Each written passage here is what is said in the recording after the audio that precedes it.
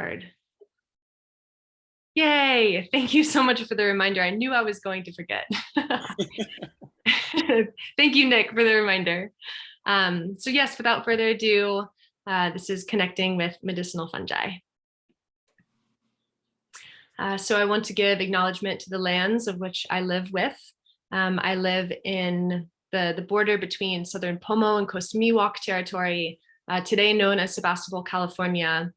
And with this knowing of the deep history of life and tending on this land, I come to the fungi and I come to my work and I come to living on this land, just holding the question, how do I be in right relationship?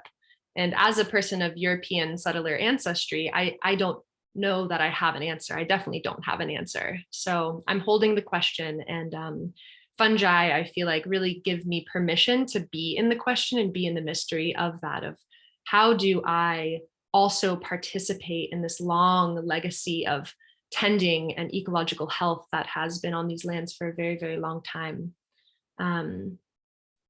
Yeah, I invite all of us to ask that question and hold that question as we walk through life of what was the history of this land before me, and how do I participate in that story in a regenerative way. So a little overview. So this is just part one. We're going to be going over basic fungal biology and ecology because it's really important to know who we're talking about and who the fungi are before we ask what can they do for us. We're going to do an intro to medicinal mushrooms. We're going to do a deep dive into fungal constituents. And then we're going to talk about medicinal mushroom preparations. So all of the actual medicinal mushrooms themselves and the medicinal fungi will be next part because I couldn't fit it all into one presentation. So the specifics about each particular mushroom and how to harvest them and how to find them will be in the next session. So just to start off, I want to give homage to the fungi themselves. They diversified from other forms of life about 1.5 billion years ago, and they're an entire kingdom of life, or I like to say a queendom of life, as well, just along with plants, animals, bacteria, protists. They are an entire branch of life, and they are worth that acknowledgement because they're so important and so diverse. And then on the right here, we have Giuliana Furci, and she is a deep inspiration and mentor and hero of mine, really. She is the first female mycologist in Chile, and she's doing such incredible work in fungal biodiversity conservation, and is even terming the third F. We all know flora and fauna, but she's really making the argument for funga and how funga deserve just as much recognition and acknowledgement as flora and fauna do. So I wanted to give a shout out to her because she's really one of the reasons why I do this work and why I continue to be so passionate about fungi. She's incredible. Definitely check out the Fungi Foundation. That's her nonprofit organization, and they're doing incredible work in the world. The fungal queendom. So, when I talk about medicinal fungi or medicinal mushrooms, I don't just allocate the word medicinal to humans. Fungi are medicine for so much more than humans. I see them firstly as ecological medicine. They are the grand molecular recomposers of life. So they're decomposing and recomposing and really shifting and changing and keeping balance in ecological systems all over the world. You can think of if waterways are the blood vessels of the planet, then mycelium is the neural network, to kind of make a metaphor of how these systems might be working for planetary intelligence and well-being. They are soil builders, nutrient cyclers, food and habitat for so many other animals. Through mycorrhizae, they're connecting forests through underground networks. They even alter hydrological cycles, and definitely give plant and forest health and immunity, as well as human and animal health and immunity. And that speaks to their physiological medicine, making medicine from decay. Like, how beautiful is that within itself? Like, these organisms that are taking organic material and breaking it down and putting it into its molecular components, and through that process, making medicinal constituents that then we can take into our bodies. It's just spectacular. And, I like to think of them as energetic medicine too. They're taking death and they're helping proliferate life from that. They're the bridgers of light and death, and life and death, and the light and the dark. And I like to call them, these interface organisms that are interfacing between these two polar opposites. And I find that whenever we find ourselves in an edge of like polar opposites, that's where a lot of life thrives and where a lot of newness and novelty emerge. So the fungi are kind of the masters of that. And I asked the question, how can we adopt the teachings of fungi into our human systems? So as we go through the presentation, I just really invite you to hold that question, and all the little things that kind of stir feelings inside of you. Ask yourself, like, how could I bring that teaching into my life?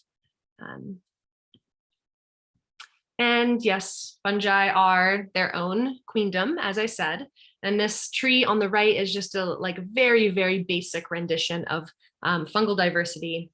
And there's about, 130,000 species of fungi that have been described thus far. And there's about 3 to 5 million species that are estimated to be on the planet.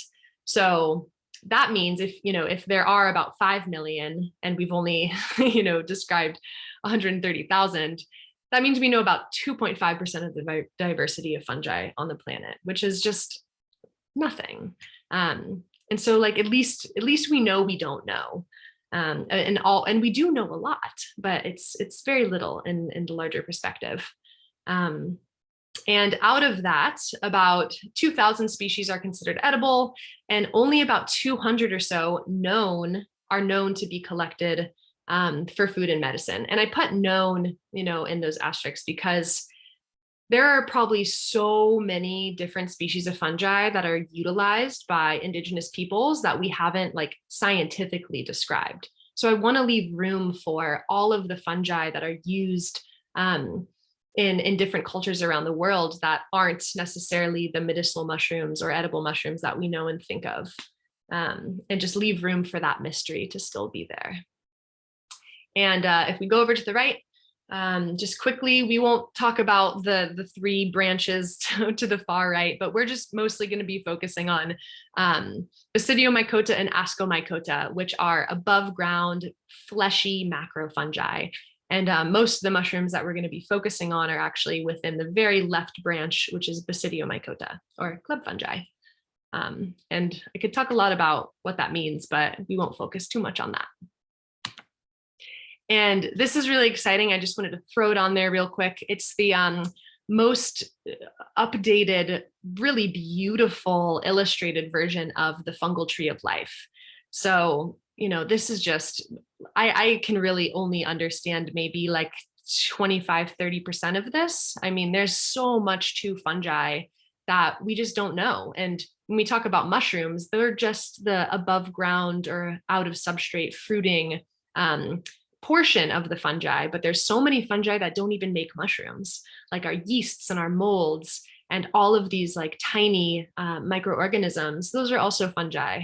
And they also are medicine, in which we'll talk about later. Like, for example, the penicillin mold is a non-mushroom forming fungi, yet it is the mold Penicillium has given us penicillin, which is the origin of antibiotics.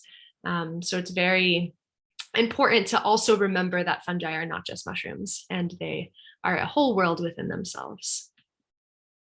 And here's some really pretty photos of some fungal diversity. I think most of these were just taken, this winter in Salt Point State Park, which is where we go often to see a lot of fungal diversity.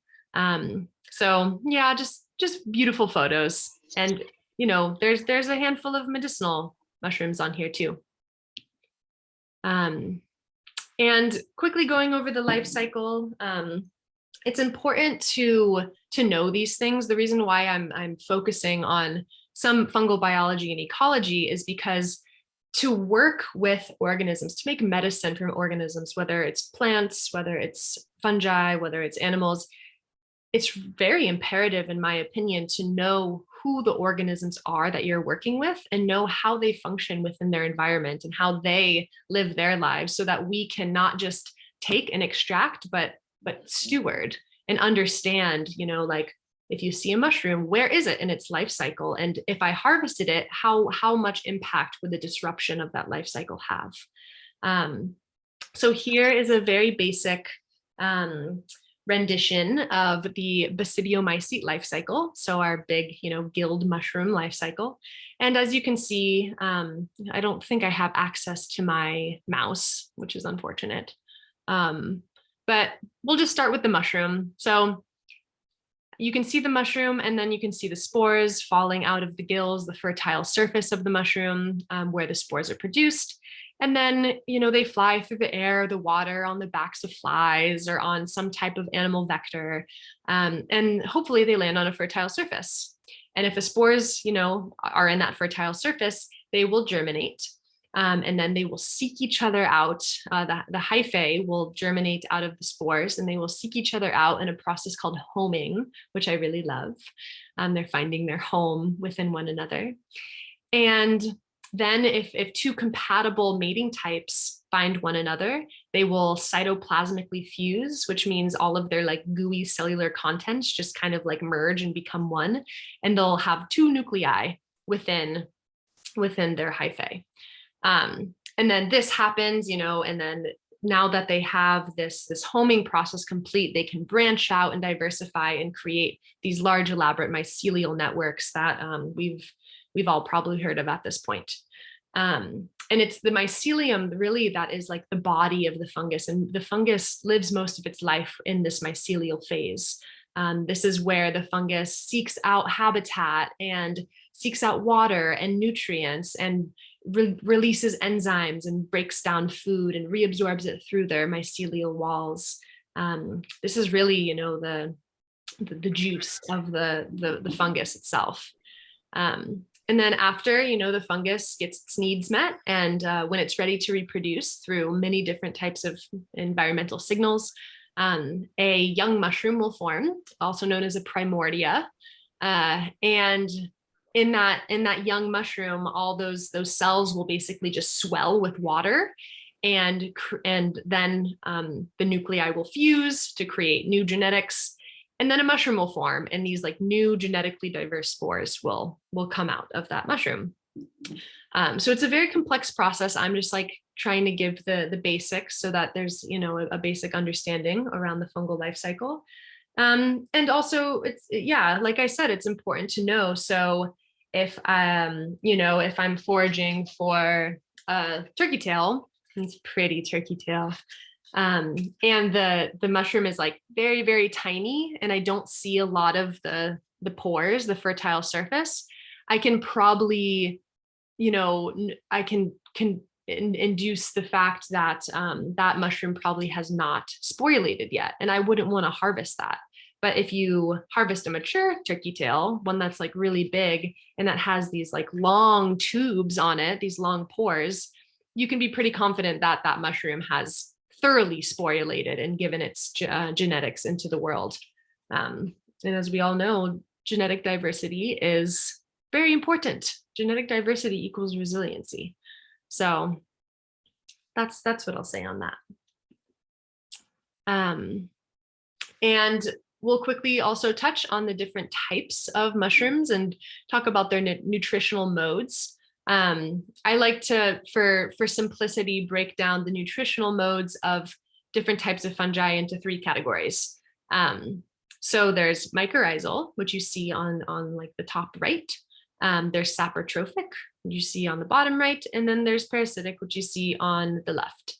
And saprotrophic literally translates to sapro, meaning dead or dying, and trophic, meaning consuming energy. So these are the mushrooms that eat dead and dying material to get their nutrition. And examples of that are shaggy manes or Coprinus comatus, as well as reishi. Turkey tail is a saprotrophic mushroom. Artist conch is a saprotrophic mushroom. Again, reishi in a different form. These are antler reishi grown by my friend Drew. These are also saprotrophic. So these are the mushrooms that we can also readily cultivate because we know, okay, they eat dead and dying material. What material do they need? And then we can create that, material for them, whether it's wood or straw or whatever it might, or poop, whatever it might be. And then we have our mycorrhizal fungi, which are the types of fungi that create mutualistic associations with the roots of living plants, mostly shrubs and woody plants and trees. That's where we'll find our ectomycorrhizals. And then, many other types of plants as well. It's said that about 85% of all plant species are reliant on their mycorrhizal partner to survive. So these are very, very important fungi. And then we have our parasitic fungi, which, a lot of people demonize parasites. And when you hear the word parasitic, there's immediately kind of this negative connotation around it. But parasitic fungi also have their role and their place, and they will, feast on host organisms that are ultimately in the larger ecological picture, keeping things in balance. I know the honey mushroom Armillaria is doing that. And a lot of people, in forestry, they will look at Armillaria and say, oh, you're a plant pathogen, you're a forest pathogen, and we need to eradicate you. But really, they're doing the work to take sick and dying trees and recompose them into new soil for new life and new trees to grow. So there's a greater intelligence there. And I think, it's really important to understand any natural medicine. It's imperative to understand the ecosystem that they grow in and how it relates to that ecosystem.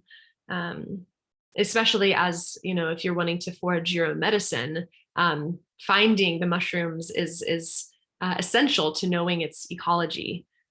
So it's very, very important. And a cool little fact about chaga, which I won't be really focusing on because it doesn't grow in this bioregion, but chaga gets its triterpenes, which is an important medicinal constituent. It gets its triterpenes, betulinic acid, and betulin from the birch tree, the genus name Betula. So chaga, which is like a very, it's a sclerotia on the tree. It's so enmeshed within that tree that it's literally getting some of its most potent medicinal constituents from the tree itself, which I find is very fascinating. So the substrate, the ecology of which the mushroom or the fungus is growing in is ultimately going to determine the medicinal constituents that it expresses. And I won't get too much in this. This is just another little kind of graphic that I made showing like where you can find, these different types of fungi in the environment.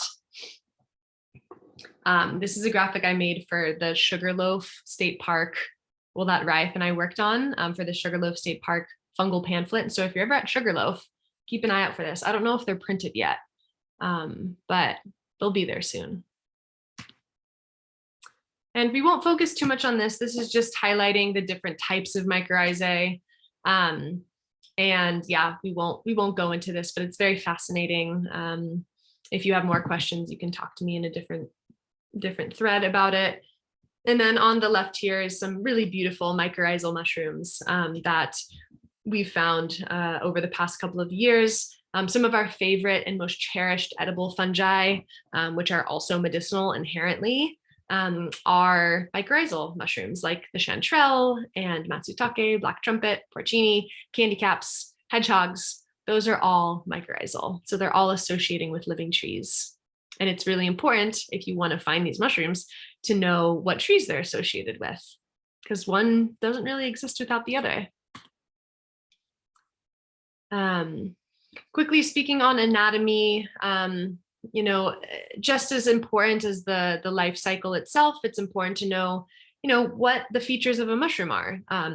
When you're identifying fungi, these anatomical features are going to be imperative, and they're very, very different. All of all fungi have their own unique characteristics associated with them, and they're just as diverse, if not more so, than any other organism on the planet. You know, you don't just you know, look at a person and like know everything about them. It takes time to really learn all their nuances and characteristics, and where all their freckles are. It's kind of like that with the mushroom. It's like, okay, each one is different, but they all have these like common characteristics that can help us determine who and what they are. So many different ways of doing that. And it's not just anatomy. We can also determine, you know, what a mushroom is, or what type of mushroom we're working with, in regards using the tactics of spore color, odor, the smell, the taste, the texture, different chemical reactions, bruising, their nutritional modes, and microscopic features.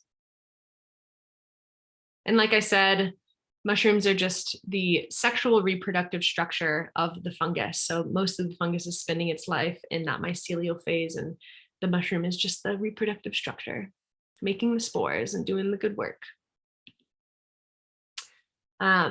Quickly touching on binomial nomenclature. So there's many, many ways to name life.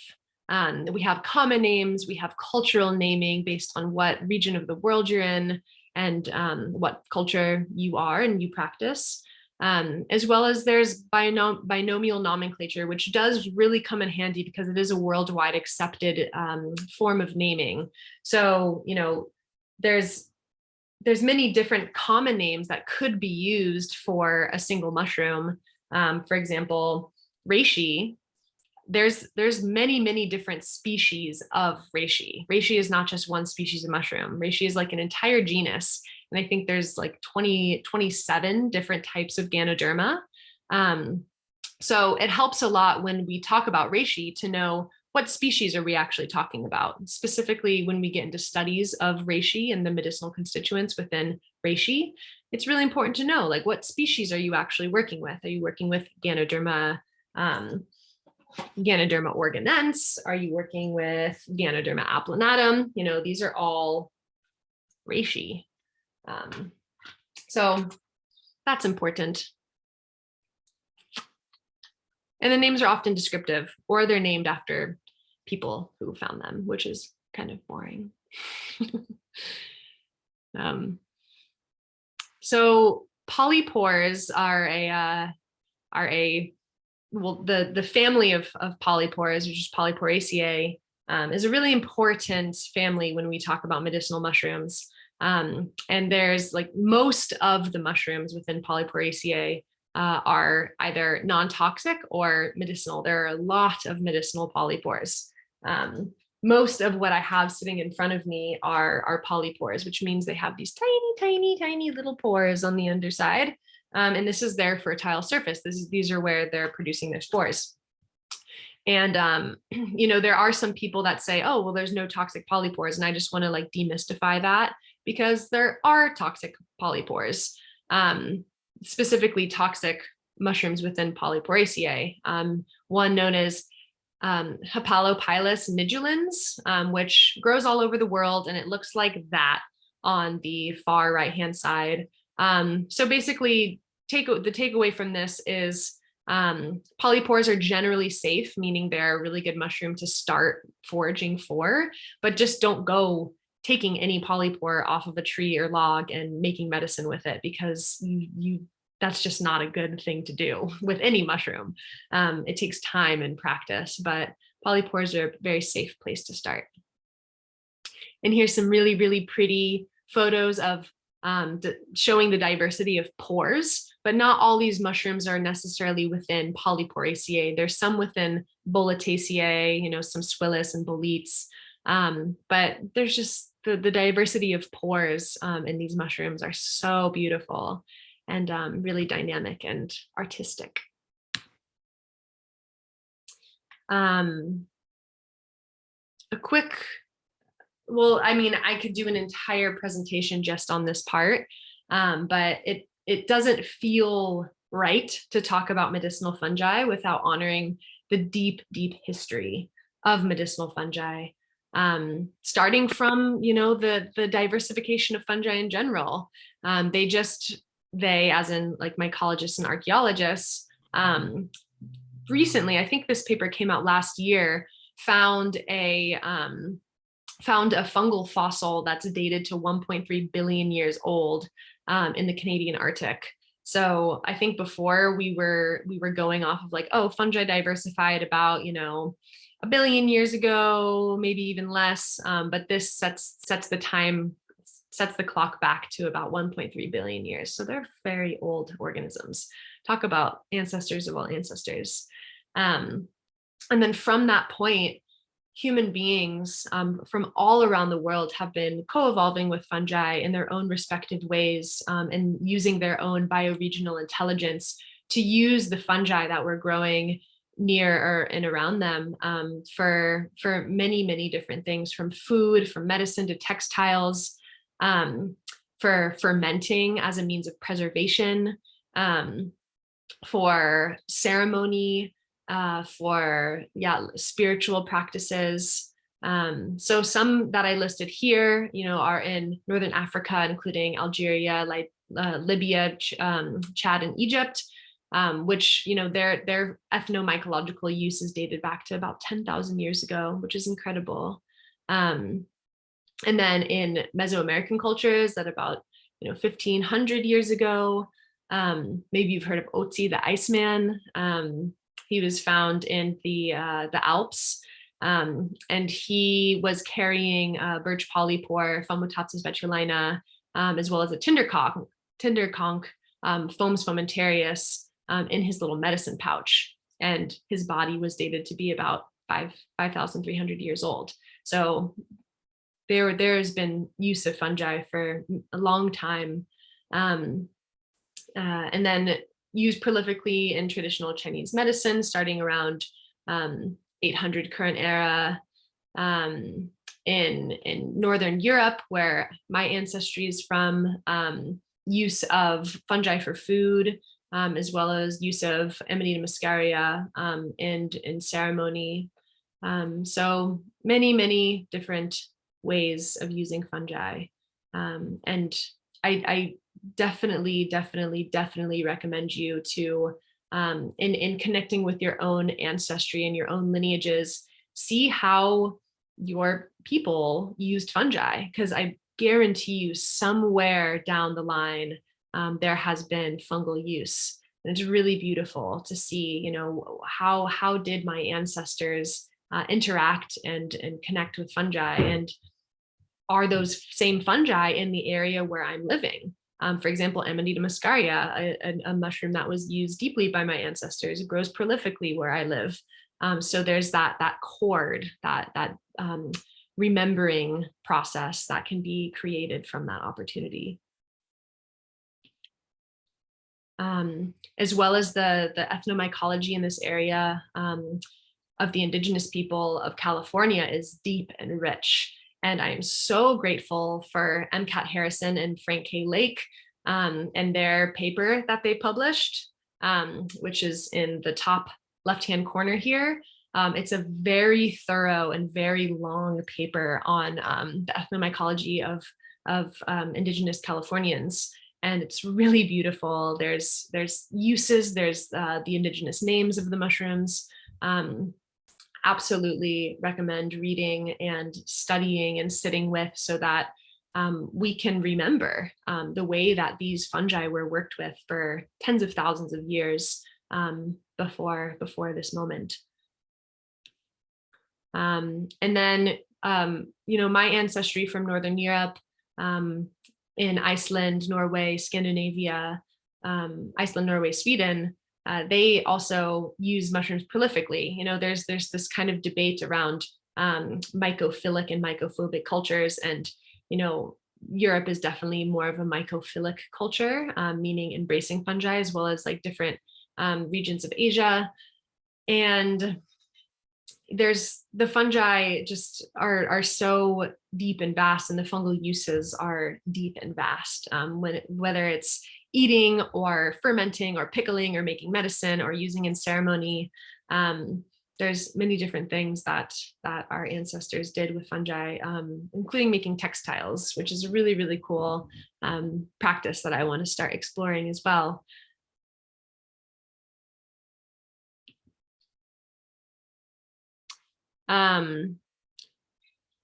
So we're gonna take a tiny little break, just a couple of minutes.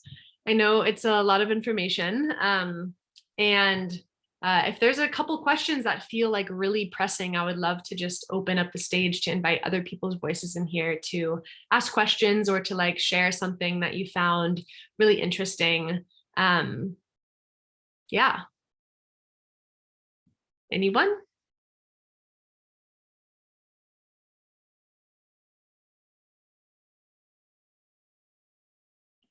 I can't see the chat, so I see that there's like stuff happening in it, but I can't see it.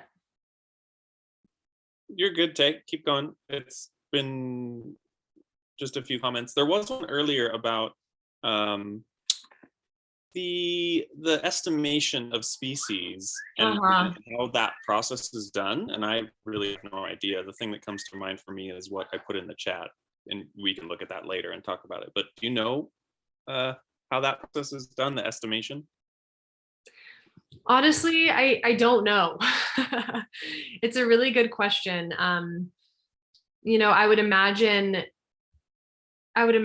doing something along the lines of like transects, maybe like genetic transects. So like taking the amount of diversity in a certain region and then like putting that in an algorithm to kind of like blow up that number, or like finding an average of diversity within different regions. And then, yeah, I can't give you a solid answer to that. But it'd be cool to figure out like how that's happening.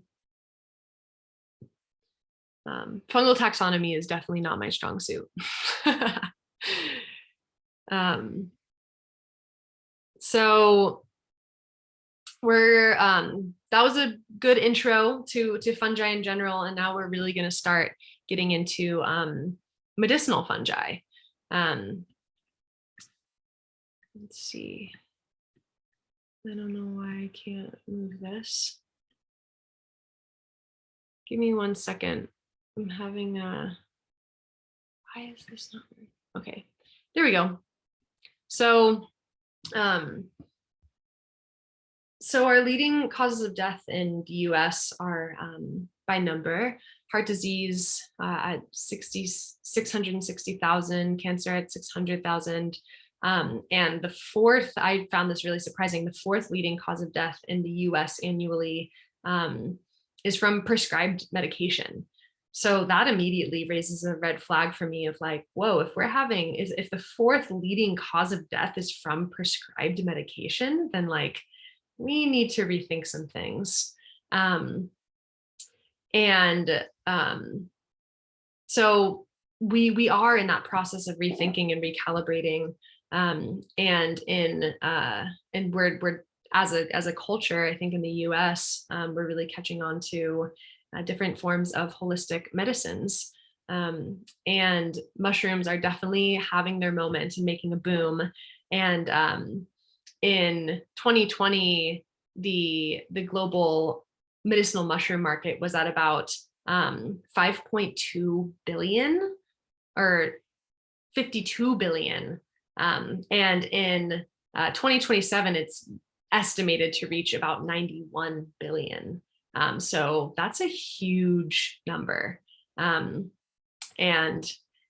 in this like mass commodification of fungi, I think, you know, one of my deep beliefs is that we need to stay in integrity as the medicinal mushroom market explodes, and asking the question, how do we do that? How do we really stay in a reciprocal relationship with mushrooms and be informed consumers because, as things grow, there is an inevitable weirding of information and kind of a fogginess or a disorientation of like how to get good products and all the advertisements and all the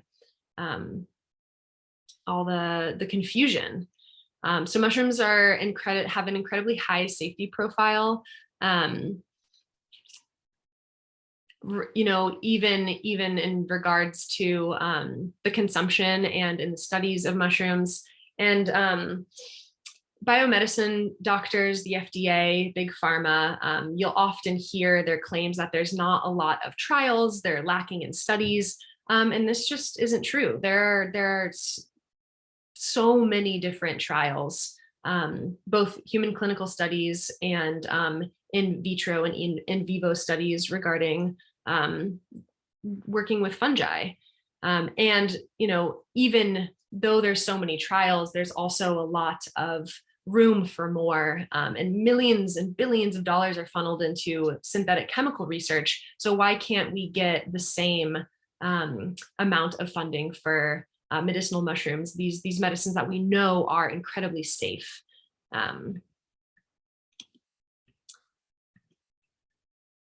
And we'll talk a little bit more about all those other things.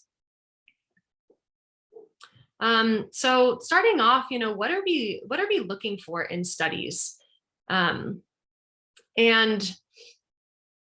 there's a lot of for people who don't have a scientific background or who haven't read medicinal research before, or who don't read scientific papers, which a lot of people don't because they're really their language is very inaccessible. It's really important to know there's these three main kinds of studies, and when you're looking deeper into medicinal mushrooms and their research, it's important to keep in mind these three types. So there's human clinical trials, which are incredibly important because these are the trials that are going to really show that these medicinal constituents are working in the human body. And there's a lot of extrapolation of animal studies and in vitro studies, so like studies that happen in little petri dishes. There's a lot of extrapolation. If like a research paper comes out and the medicinal constituent from a mushroom is having a certain effect on a cancer cell line within a petri plate, then people grab onto that and say like, oh, that's what's happening in the human body. But that's not necessarily the case. Something happening in a very highly controlled setting is completely different than what that same constituent might do in a complex ecosystem like the human body. So human clinical trials are essential. And a lot of people will say like, oh, well, there's not a lot of human clinical trials. And this super epic human named Robert Rogers disproved that by publishing an entire book on the human clinical trials of medicinal mushrooms. So if you ever are questioning, whether a certain type of mushroom has a human clinical trial associated with it, go to this book. Highly recommend. It's pretty dense, but it's really worth it, and it can it's a great reference point. Then there is animal studies, which we all have our feelings about. And unfortunately, most of the studies of medicinal mushrooms come from animal studies, and it's often on rats. And like I said, the effects in animals, like what comes out of an animal study does not equal the effects in humans. It gives us a pretty good insight on what might be happening in the human body, but it doesn't equal. And then we have in vitro studies, and in vitro literally is Latin for in glass. So it is happening in a highly controlled setting, and a lot of studies come out of that. And just because something might happen to a human cell in vitro, so they'll put living human cells in petri dishes and then put the constituent in there and see what happens.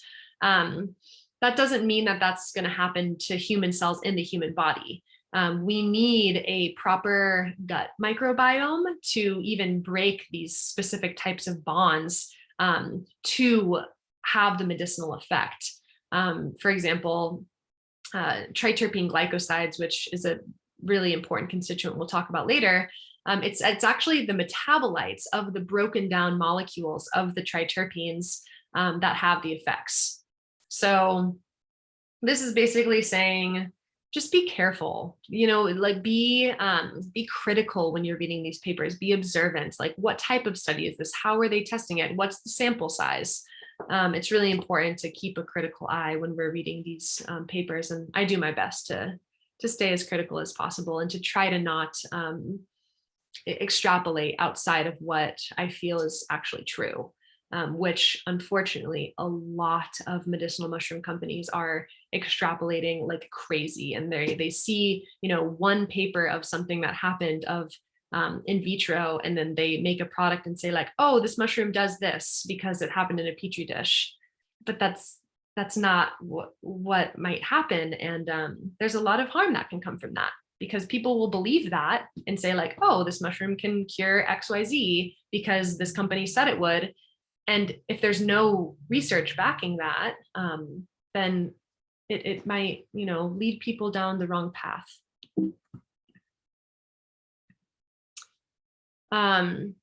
So food as medicine, this feels like a really important topic for me and for everyone to talk about, especially because the dietary supplement market is at about 20 billion per year in the US. And if we're eating a nutritious whole food diet, then we probably don't need to be spending as much money on dietary supplements.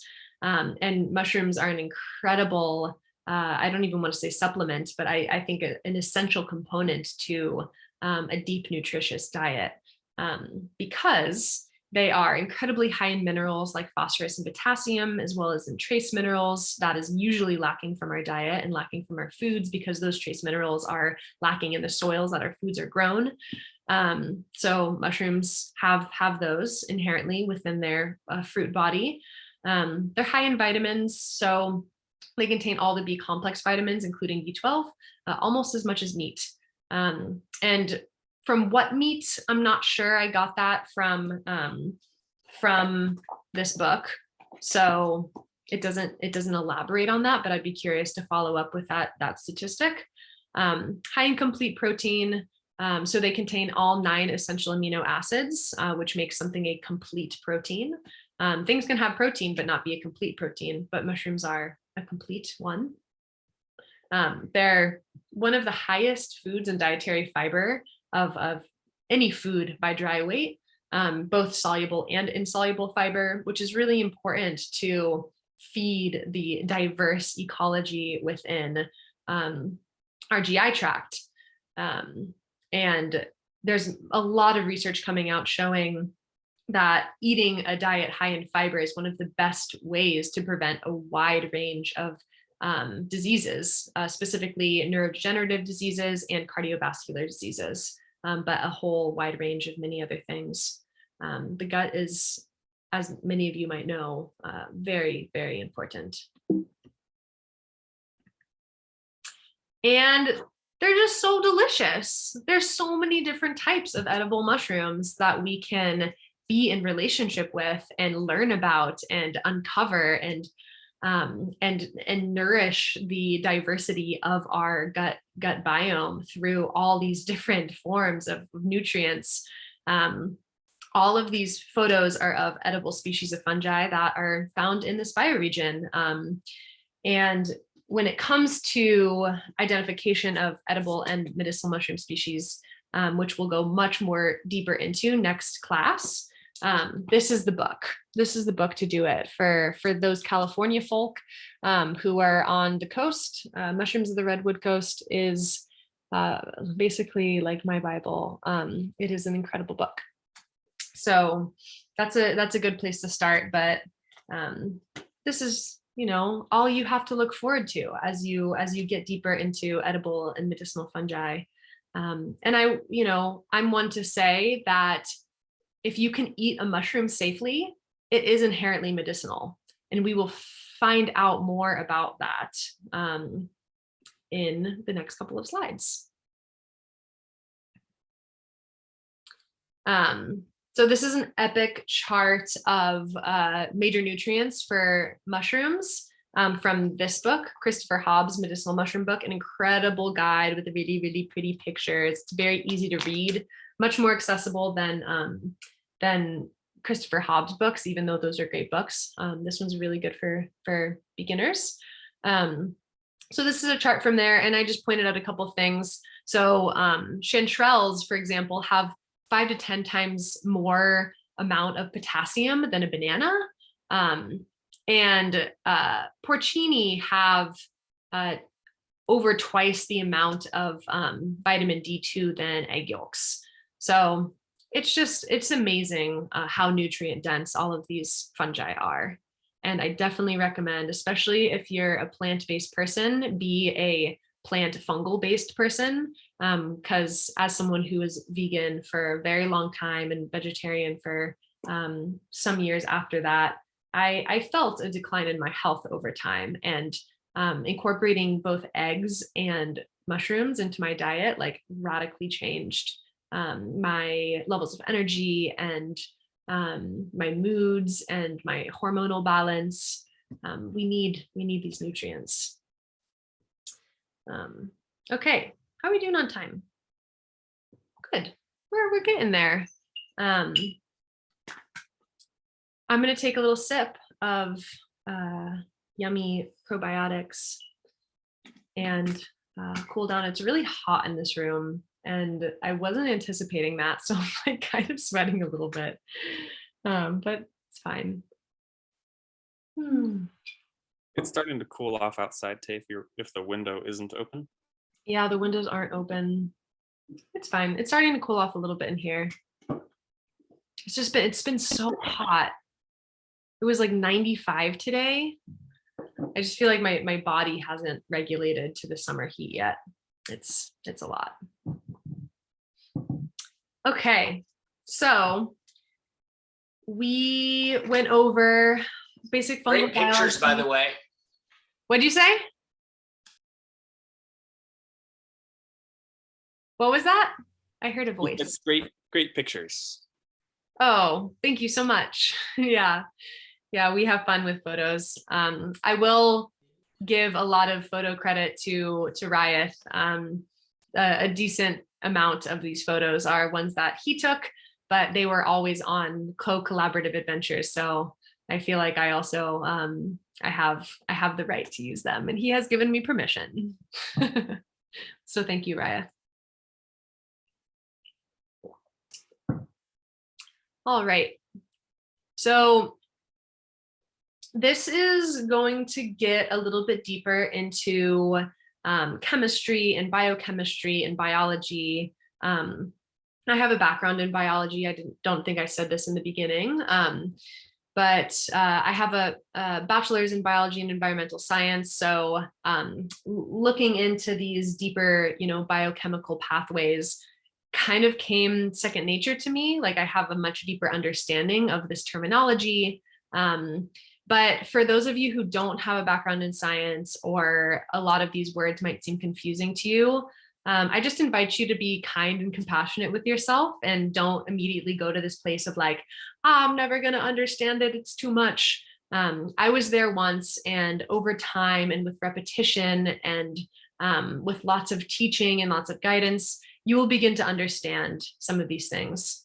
But I don't think we can talk about medicinal mushrooms really without talking about the constituents that comprise them and what they're doing both within the fungus and then what they're doing within the human body. And I think both are equally as important and can help illuminate why they are so high regarded for human health and ecological health. So we'll start off with chitin. And I'll go slow and try to be as simple as possible here. And I included lots of pictures to help. So, oh, can you see my mouse now? Did that just pop back up? Yes, it did. Oh, great. So chitin is an inherent part of all fungi, and an inherent part of all mushrooms. It is it's a structural polymer that comprises the cell wall of a mushroom. So when you have a mushroom like this Ganoderma organens, it's solid. It's like solid as wood. it is the chitin that is helping to give it that structural integrity. And chitin is not just found in fungi, it's found in a lot of other organisms, including crustaceans, arthropods, insects. This molecule is found ubiquitously within nature. And it's so interesting that somehow, these insects and crustaceans have found a use for chitin, and then in a completely other, lineage of life, fungi have also found a use for chitin. We haven't necessarily, because we don't even have the enzymes chitinase to break down chitin within our digestion. But chitin, even though we can't digest it necessarily, it still has immune activating effects within our bodies. So we ingest chitin, our bodies don't produce chitinase, the enzyme, but some bacteria in our gut can break it down. So it acts as a good bacteria food, as well as a derivative of chitin, chitosan, is being used worldwide for wound healing. So if you have like a burn or a cut or an abrasion, there's these bandages that have chitosan on them, and they're used in medical settings. And yeah, they do have, there's not a lot of research on this, but they do have immune activating effects, similar to that of beta glucans. So polysaccharides are really, really, really important. So I'll harp on these ones a lot. If you're in the medicinal mushroom scene, or if you've bought products before, you've probably heard the term beta glucans. So I'm going to shed light on these beta glucans and talk more about like who they actually are and what they're doing. So beta glucans are an inherent part of a fungus as well. If you look at this diagram, you see there's a chitin layer right here, this chitinous layer, and then these beta glucans made up of these circles and these hexagons. And this is the cell wall of a fungus. So these chitin beta glucan linkages are really what's like holding the fungal cell wall together and giving its structure and integrity and shape. They're very important, for us. If our cellular membranes, if we didn't have the phospholipids that made up our cellular membranes, we would literally just be like globs on the floor. So these chitin and beta glucans are essential. And fungi have what we call 1,3,1,6 beta glucans. And that just really speaks to the attachment points of the glucose molecules in the long sugar chain. And a polysaccharide literally is just a long sugar. So many, many different subunits of glucose molecules that are attached together to make up a long sugar. And the position of these are actually very, very important. So 1,3,1,6 beta glucans are fungal beta glucans. And in other plants also have beta glucans, but they have 1,3,1,4 beta glucans. And this actually like really changes the expression of the molecule and how it works within the body. So we'll get into more of like what that means and what are the implications of that later. But a couple other things I'll speak on polysaccharides is, these very complex high weight and branched polysaccharides that contribute to immune modulation in the body, they can't be synthesized in a lab, which is really fascinating and interesting. So it's in a way, the fungi are like keeping us at bay. And it's like, we've kind of outsmarted you. We have such complex polysaccharides that you can't really figure out how to make them. And that might change one day. I don't know. So polysaccharides are soluble fibers. They act as prebiotic in the guts. They allow for less blood sugar spikes.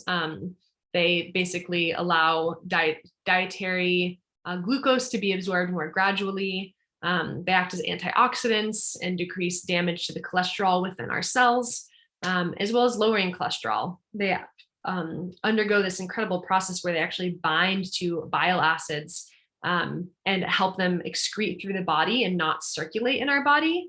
And when the bile acids leave our body, more cholesterol has to be used to make those bile acids. So it can help healthily lower cholesterol levels. Okay. And this is another chart from Christopher Hobbs' book, talking about the different polysaccharide concentrations in different species of mushrooms. And this paper, I don't know how to pronounce that name, but in the top left-hand corner says that there's polysaccharides in more than 650 different species of mushrooms show anti-tumor activity, which is incredible. And as you can see in this chart from the arrows that I pointed, honey mushrooms, turkey tails, sulfur tufts, and reishi have an incredibly high amount of beta glucans. And I find it interesting that honey mushrooms have such high beta glucans in their stipes and their stems, because they're not like that rigid. But it makes sense to me that turkey tail, sulfur tuft, and reishi have high concentrations of beta glucans because they're so hard and rigid.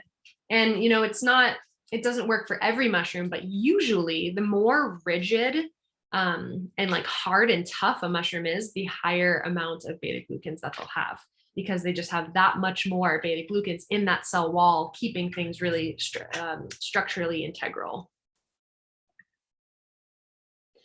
So what do mushroom polysaccharides do in our body?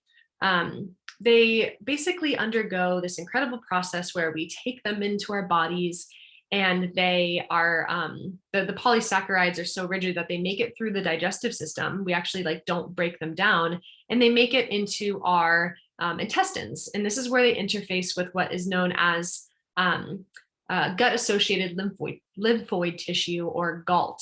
And this is where about 88% of our immune cells live, within the GALT tissue, within the intestinal tissue. And so when the beta glucans make it to these receptors in the GALT, there's all these different cells that have the specific receptors for fungal beta glucans. So the fungal beta glucans come in, they bind to these cells within the gastrointestinal lining, and then they create the immune cascade. So the cells, once they're bound, there's this signaling cascade of more chemicals and hormones going throughout the body, releasing cytokines, and then this activates the immune cells. So the NK cells, the cytotoxic cells, the T cells, neutrophils, and macrophages. And it's these cells that really initiate the anti-cancer activity, anti-tumor activity, and immune modulation. So it's a deep, complex process and a cascade in our bodies, which is why fungi are so incredible, because they work with our natural immune processes.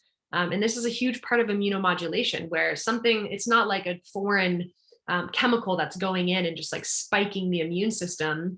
It's these fungal beta glucans that are actually binding to the immune cells that we have throughout our body and causing these cascades of effects to happen. And immunomodulation means basically that the innate immune system is expressed or enhanced, while there's a subsequent decrease in the inflammation response. So this is why mushrooms are so helpful for people with autoimmune disease, because if you have an autoimmune disease, your body's immune system's already attacking itself, and the inflammatory response is so high. If you take an immune enhancer or an immune stimulant and have an autoimmune disease, that could actually lead to a lot of detrimental effects.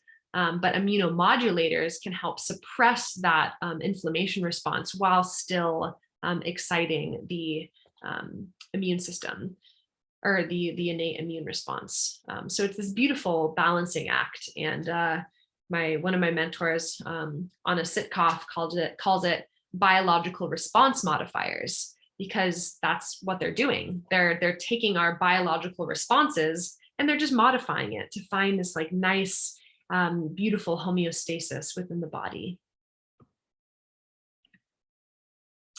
And I basically talked about all of that. On the left-hand side here, I thought it's really interesting. Mushrooms aren't necessarily the only thing that cause immunomodulation. There's also a lot of plant immunomodulators, but they're doing it through like a different mechanism. They're not necessarily using the beta glucans for immunomodulation. I'm not a doctor and I'm not a clinical herbalist. Should have said that at the beginning. So I don't necessarily know the exact biochemical mechanisms that these plants are working through to create immunomodulation, but they've been proven to have similar, but not as potent immunomodulatory effects as different species of fungi.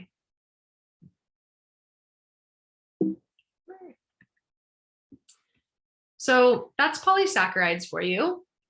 Volatile compounds and terpenes are another class of chemicals that are very, very, very important.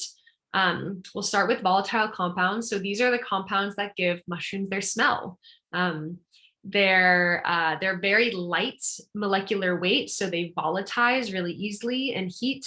Even at like room ambient temperature, they'll volatilize. That's why you can, like smell a mushroom when it's smelly. These are their volatiles. And they come in the form of alcohols and, monoterpenes, light terpenes. They're not just smell good chemicals either. They're infochemicals. They attract insects and they also provide defense for the mushroom themselves. There's a fungal alcohol called octanol that deters banana slugs. And there's actually a lot of mushrooms that produce this fungal alcohol. Because banana slugs are a huge predator for mushrooms. So they're like, I'm going to create a scent that banana slugs don't really like. But also simultaneously can attract blood-sucking insects, which is really interesting. So I heard someone say that if you're out foraging in a mosquito-infested area and you have a bunch of mushrooms with you, that you can actually, you're more prone to mosquitoes finding you because they are actually attracted to the scent of octanol. So fascinating. And then so there's been studies that have there's been animal studies that have shown that volatiles can be neuroprotective against seizures, which has promising insights.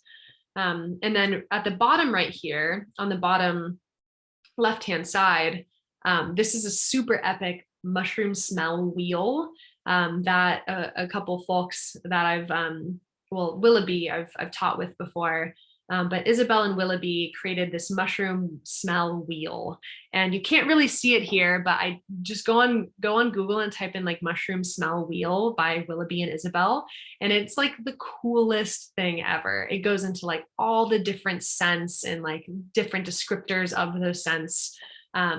Smelling mushrooms is one of my favorite things to do. So if you haven't smelled a mushroom recently, go find a mushroom and smell one, and you might be getting medicinal benefits from it. And then triterpenes, maybe you've heard this before in speaking about cannabis and other herbs and plants, but fungi are full of terpenes and full of triterpenes. They're a secondary metabolite and very important in the mushroom themselves. And one of the big class of terpenes that people are studying in fungi are what we call lanostane triterpene glycosides. So if you see, a paper that's talking about lanostane triterpene glycosides, we're probably talking about mushrooms, and they're really important. We'll go more into the specific mushrooms that have those in the next class. And terpenes have all sorts of different effects. They are directly anti-cancerous, so they have a direct cytotoxic effects on cancer cell lines.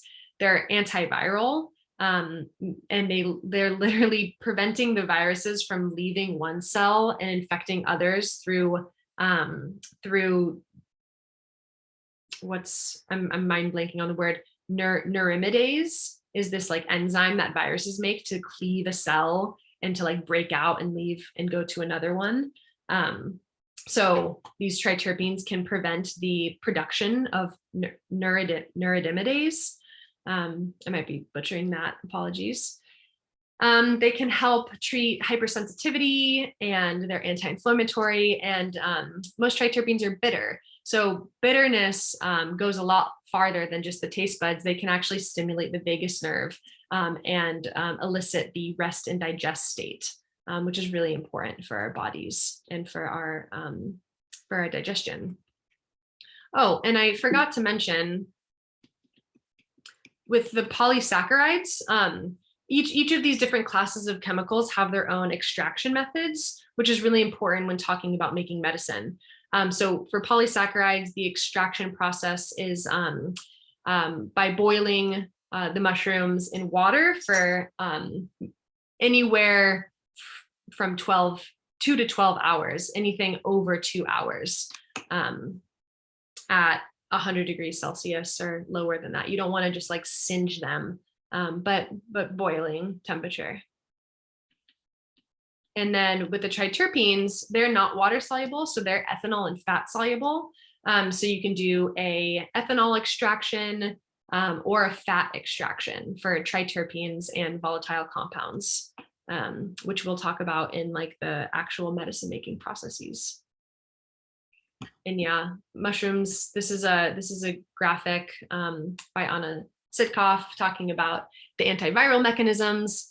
And I won't go too deeply into this, but basically they have many, many different ways to be antiviral, which is really exciting and really beautiful. Again, working with our body's innate immune systems, innate and acquired immune systems to produce this antiviral activity. And I put this in there, this was about a year and a half ago, but researchers in California initiated the first FDA-approved human trial of medicinal fungi as a treatment for early stage COVID and increasing efficacy of vaccinations. Because I know we're all in the COVID swirl right now still. And a lot of people have been asking me like, oh, well, are medicinal mushrooms being used in COVID cases? And they are being tested, but usually human clinical trials take a really long time. So I haven't seen any results coming out of this study, but it's happening, which is exciting. So we have our fatty acids, and fatty acids in the fungus are used for their cellular membranes, just like fatty acids are used in our cellular membranes. Usually used for fungal reproduction and storage material, and they're highest in the cap, which is very interesting. And the effects that these can have in the human body is acting as a prebiotic and antimicrobial, antifungal, and antioxidants. And on the bottom, there's a little chart showing the different main fatty acids, medicinal fatty acids, and how many each mushroom has. Agaricus blazei and Agaricus bisporus, the agaricus, have a lot, as well as shiitake has a bunch of linoleic acid. Phenolic compounds, the fatty acids are fat and alcohol soluble. The phenolic compounds are secondary metabolites, which are building blocks for pigments. Just so exciting that like the compounds that are giving color in fungi are also medicinal, which is just incredible. This mushroom on the bottom right-hand side, that is not a medicinal mushroom. Do not eat that mushroom. That's Phaliola schwannensii, and it's an incredible dye mushroom, but not an edible mushroom. It is said to be toxic for the human. But mushrooms that do have phenolic compounds that are edible, the phenolic compounds are giving antioxidant action, anti-inflammatory. They can be a treatment for diabetes. They cause pain relief, so an analgesic, as well as they have anti-cancer actions. And for example, chaga's dark color is associated with it being very, very high in phenolic compounds, which is associated with being very, very high in antioxidants. But that doesn't go for all mushrooms. That doesn't mean that every single colorful mushroom is super high in antioxidants. And maybe they aren't even edible. For example, like, what am I thinking of? There's certain types of rasulas that are bright red and like really colorful, but that doesn't mean that they're edible. And phenolic compounds can be extracted via ethanol or water. Okay, we just have a couple more constituents. This is ergothioneine. I could talk about it for a really long time, and don't feel like you have to read every word on here. You'll get these slides and you can go back to it and like read the small text. But ergothioneine is an amino acid derivative. So we cannot synthesize ergothioneine, but yet we have transporters for this molecule all over our body, like all over. Even in our mitochondria. Our mitochondrial cells have specific transporters for ergothioneine.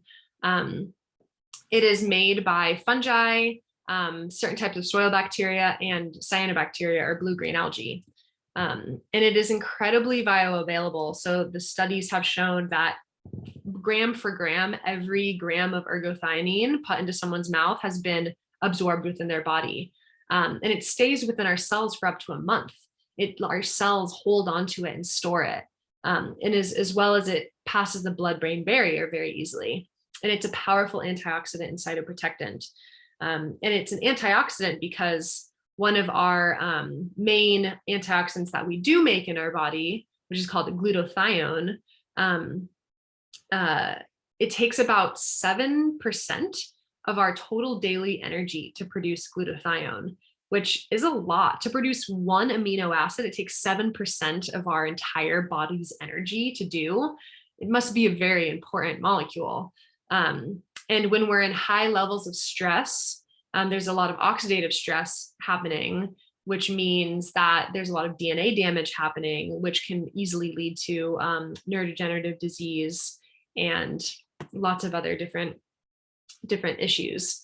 Glutathione levels do decrease with age, which is a reason why neurodegenerative disease tends to happen in older age. Mushrooms have a higher glutathione than any vegetable and fruit, and they're highest in the CAP. And what happens in the body when our glutathione that we're making is being used up because we're feeling a lot of stress or in a stressful situation, ergothioneine the ergothioneine that's like stored in our cells can then step in and basically play the role of glutathione as an antioxidant. So it's incredible that these mushrooms can hold this. And one of the mushrooms that are highest in ergothioneine is actually the oyster mushroom. It's debatable. Anna says the oyster mushroom, and Robert says the and Boletus edulis porcini. But they're both delicious. So if we just are eating these delicious mushrooms, we're basically supplying ourselves with ergothioneine continuously, so that when we get in stressful situations, our body has that backup reserve of this imperative antioxidant to keep us healthy and to keep us strong and mentally focused. So ergothioneine is incredible. It is also a great metal detoxifier, specifically with copper. It will chelate copper and bind it and then help it push out of the body. And copper can cause a lot of oxidative stress in high amounts. Copper is also very toxic to sperm. So if you have high levels of copper in the body for males, for penis having humans, it can lead to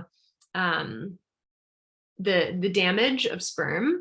And having a good amount of ergothioneine can actually help like detoxify the sperm, which is pretty cool.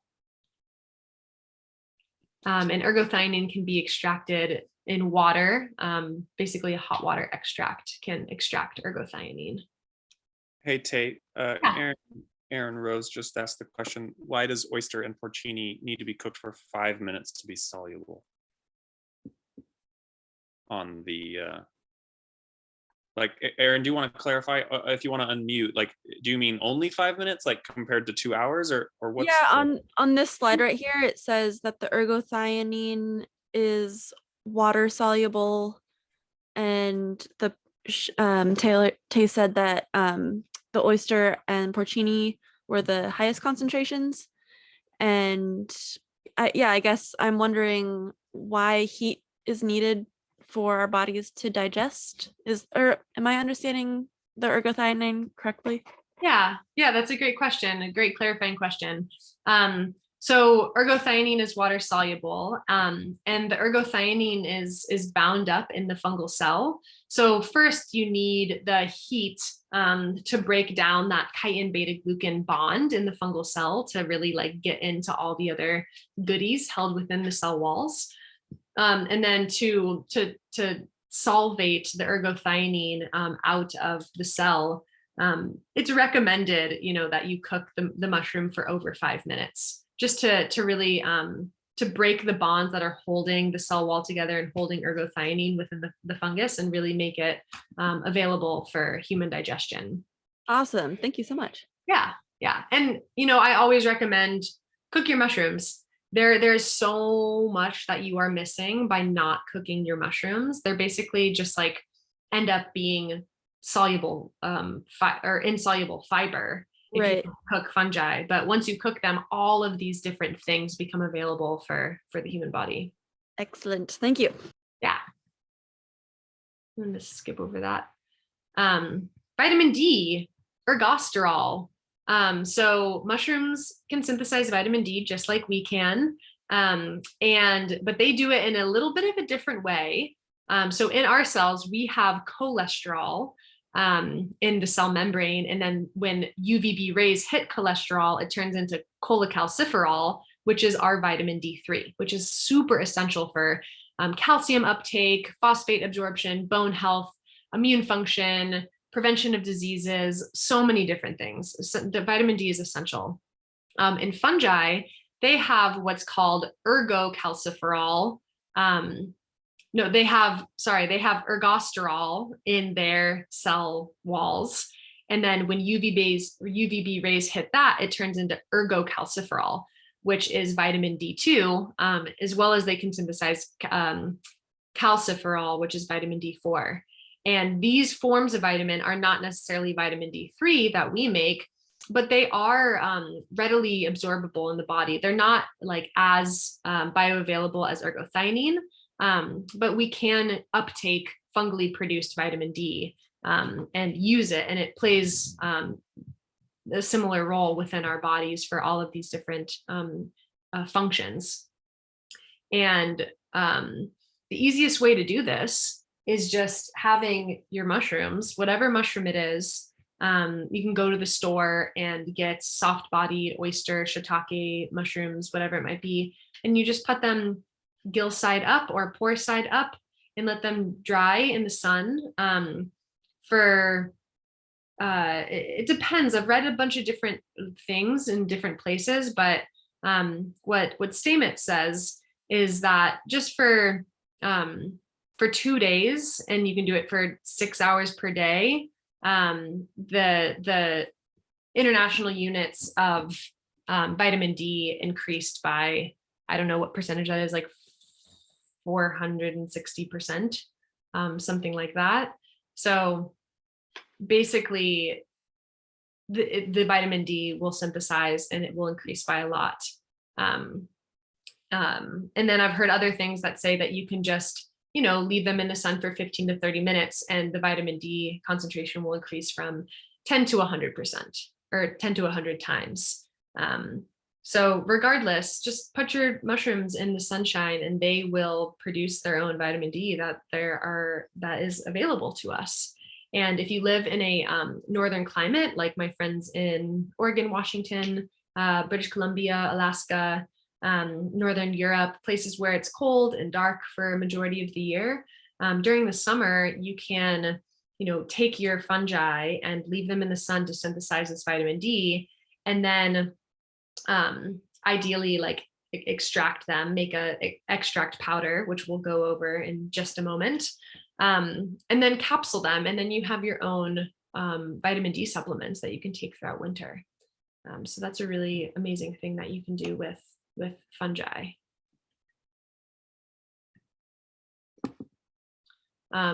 Cortisol. So cortisol is our stress hormone. Many of you might know it. It's a steroid hormone that's produced by adrenals, kidneys, and endocrine glands.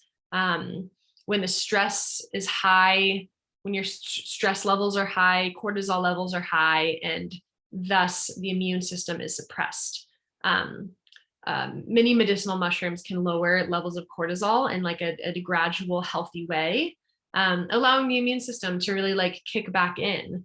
And what they do is the medicinal mushrooms modulate the HPT axis, the hypothalamic pituitary thyroid axis, which is basically the organ feedback loop that makes cortisol and tells cortisol to shut off. And so yeah, getting sick necessarily isn't always a bad thing. So let's say you're really, really stressed out and you have a bunch of pathogens in your body and you don't get sick because your immune system is like not really functioning, but you have this buildup of pathogens in your body. When you relax or when you aren't stressed anymore, that's when your immune system can kick back online and fight off all the bad things in your body. And then you can actually get sick. So sometimes people who live in high stress environments will start taking medicinal mushrooms and then they're like, oh, well, I got sick from taking these medicinal mushrooms. What's up with that? And it's like, well, that's because your immune system is actually able to function and fight off the things that you've been carrying around with you. So there's really interesting kind of controversy in that, but that's what they're doing at the cellular level. And, you know, having healthy levels of cortisol is so important for preventing insomnia, preventing migraines, for having a healthy immune function, for mood regulation, for metabolic function, for arthritis, the list goes on and on. So medicinal mushrooms can definitely help modulate the body's oxidative stress level from an internal cellular way. So that's the constituent part. We're done with that, and we'll revisit those constituents when we talk about mushroom making or mushroom medicine making, not mushroom making. And we'll go over that. So if you didn't really grab onto a lot of that, it's okay. It'll start making more sense once we go through the process of medicine making. Hey, Tay. Hi. Just a little note or reminder, time check. It's 8:30 if you're leaving room for Q&A or anything. Great. Yeah, well, we're probably going to go a little bit past. I would need another like 20 minutes or so for going through the medicinal mushroom preparations, which I know everyone's really excited for. So I'll try to leave like 10-15 minutes for Q&A at the end. But I'm happy to go over 9 o'clock. If for whatever reason we don't get to your question by 9 o'clock and you have to leave, you can email me and you'll get a recording of this video and we can chat about it off presentation time. Thanks, Raya.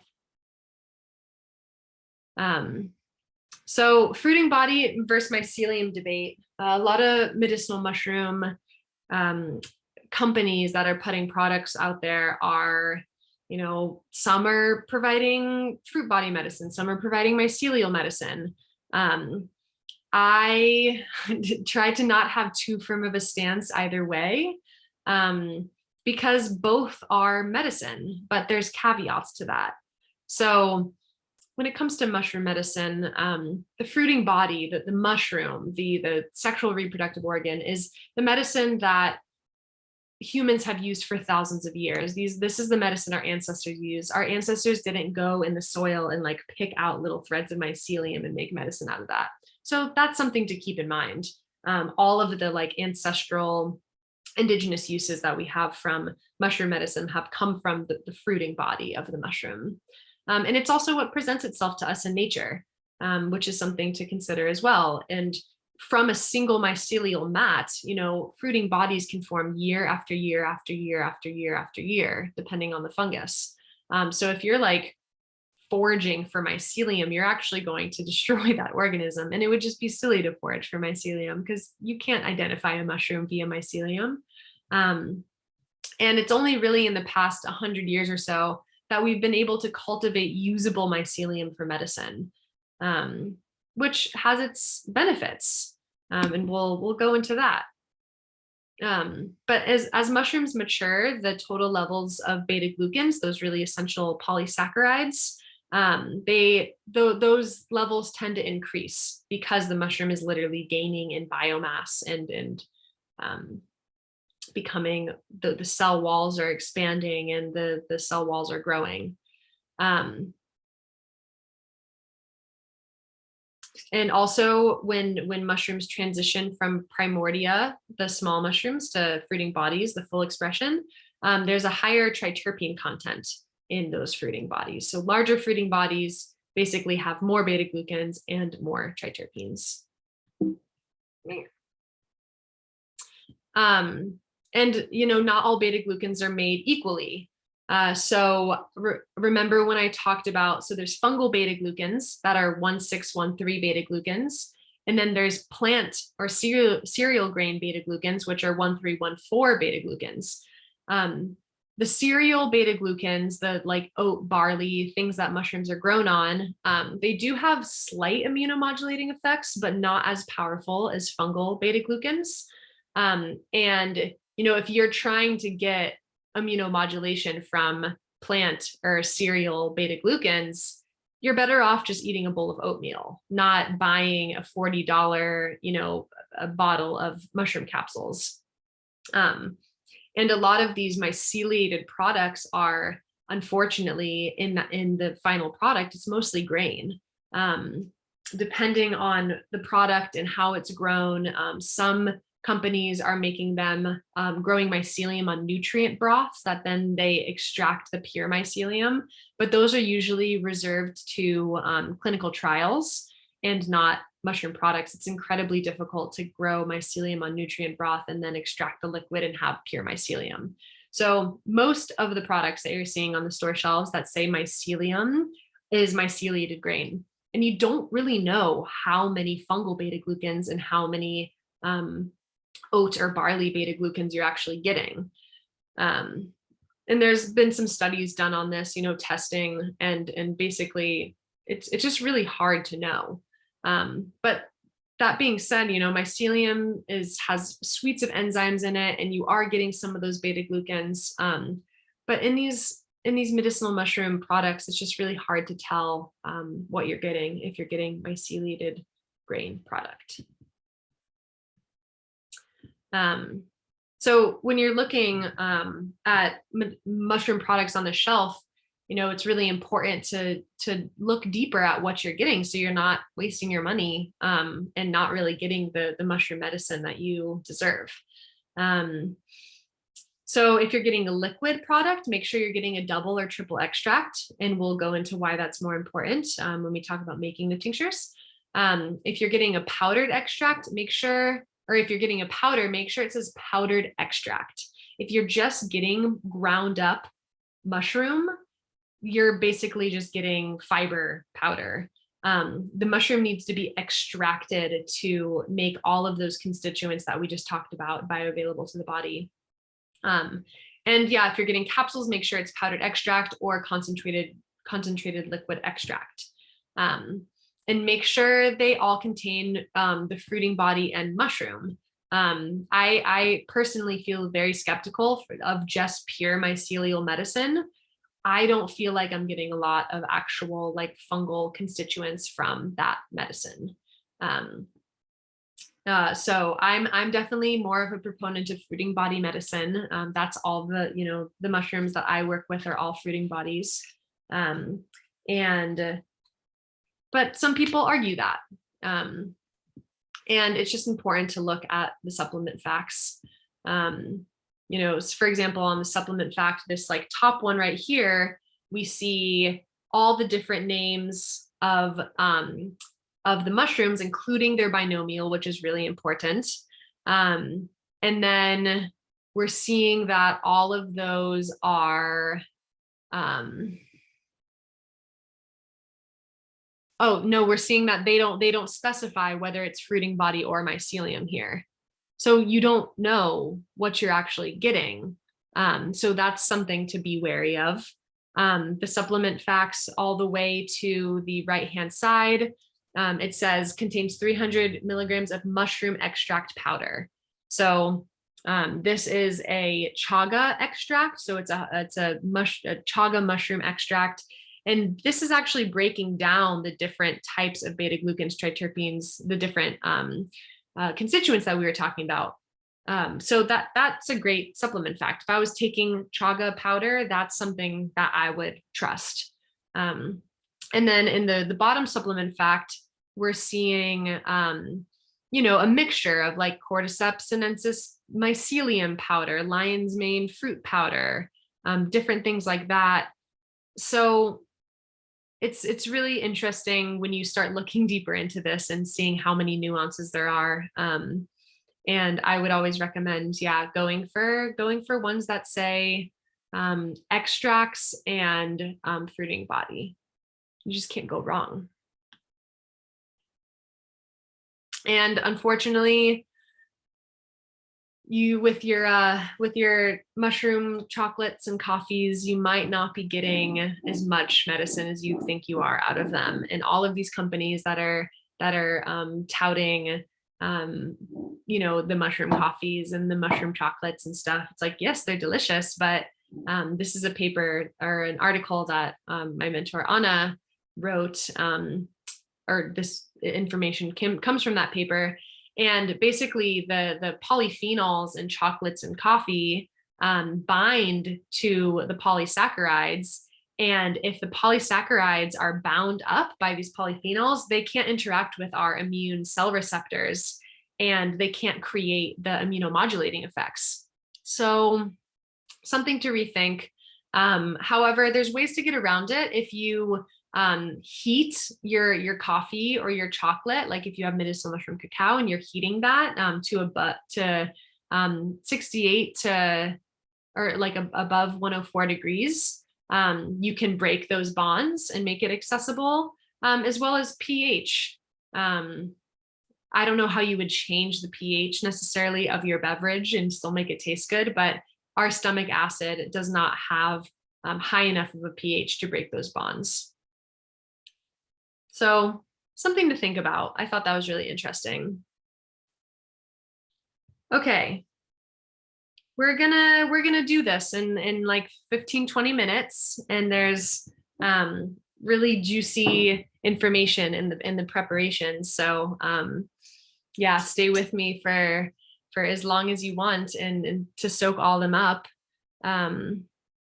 Or how are we doing on questions? Anyone have like any clarifying questions? I think, when it comes to the mushroom constituents, it'll start making a lot more sense as we actually go through the preparation methods. But anyone have anything to say? Any questions? Any insights?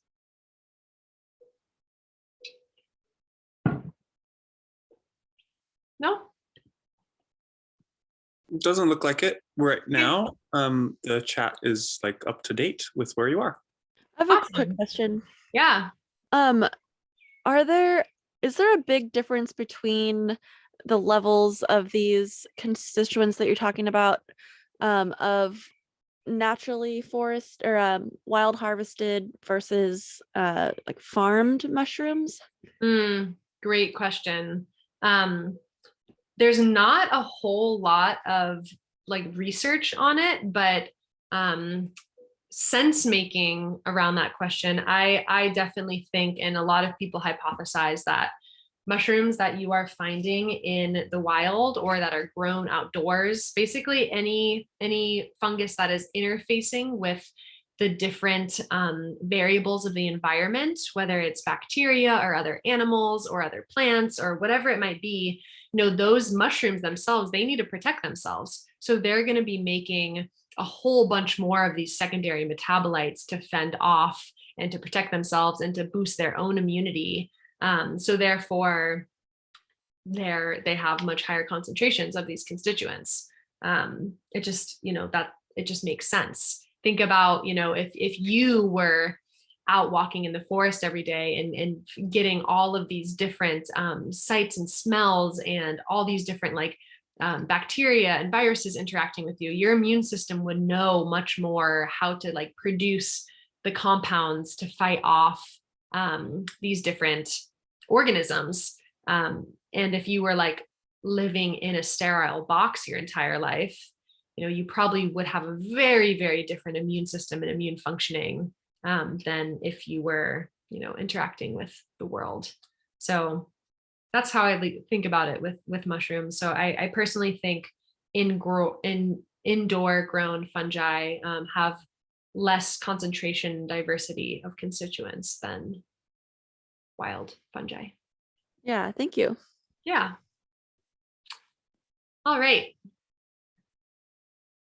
So mushrooms are community and collaborative species. They work altruistically and collaboratively in nature, and they work so in the body. There's multiple papers that show that the effect of mushrooms synergistically are more than the effects of them individually. So take as many mushrooms as you possibly can when you can, is how I like to think about it. And the medicine I make, I do make a lot of single species extracts, but I'm much more fond of the multi-species extracts, because I think that they're synergistically working, and there is new emergent properties that come from that synergy than any one of them would have alone. When it comes to dosage, so mushrooms are incredibly safe. I have never personally heard of any death caused by a medicinal mushroom. And it makes me question, if these are such safe medicines, then why are we so hesitant on running human clinical trials with them? I know why. So the average dose of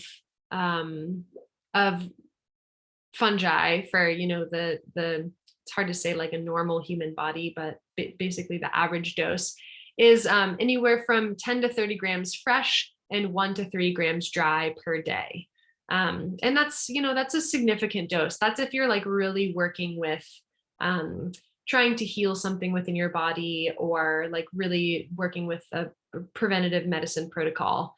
In different studies for different specific conditions, especially cancer, that dosage is upped way high, which I don't necessarily think is like a fair representation of what, people would actually just be consuming on a day-to-day basis. So I think more like low dose studies are also should be in the works. And then an acute dose, what they usually do in studies is about 100 grams fresh or 10 grams dry per day. And, it's not really that hard, at least for me, to eat 100 grams of mushrooms fresh. It's like, not too much weight. And the dosage you need changes based on the uniqueness of your body and yourself and your lifestyle and whatever it may be. And the only, consequences would be if you take too much, there's a potential for immune plateauing. And if it's too low, then you won't really get the immune response that you're looking for. If you're wanting to dose children, or if you're pregnant and wanting to consume medicinal mushrooms, I always, advise do further research or seek the advice of a healthcare professional. I know many children that imbibe medicinal mushrooms and many pregnant women that imbibe medicinal mushrooms, and they're fine. They're super solid. But it's just, take that additional initiative. And caution is always advised when taking these medications. I'm not a healthcare practitioner, so it doesn't hurt to consult with one. But I will also say that mushrooms are incredibly safe and worth working with. Hey, Tay, question. Hey, yeah. Jamie asked, there's a mention of an increase in beneficial compounds as the fungal body increases in size. Mm-hmm. And is there a point where it begins to decline in age? And I mentioned the point of spore production and shelf life. Would you elaborate on that or add anything to that? Or do you know of any exceptions where there's more constituents as maturation occurs? Yeah, that's a really good question. I wouldn't say that there's like an exact threshold point, because it's different for different species of fungi. For example, like these artist conchs, they're perennial and they can live for 10, 20, 30 years, and they'll continue to grow new layers of fresh mushroom flesh from the same fruiting body. So I would say that, you know, a 10-year-old mushroom is still very medicinally viable, if not more so than younger ones.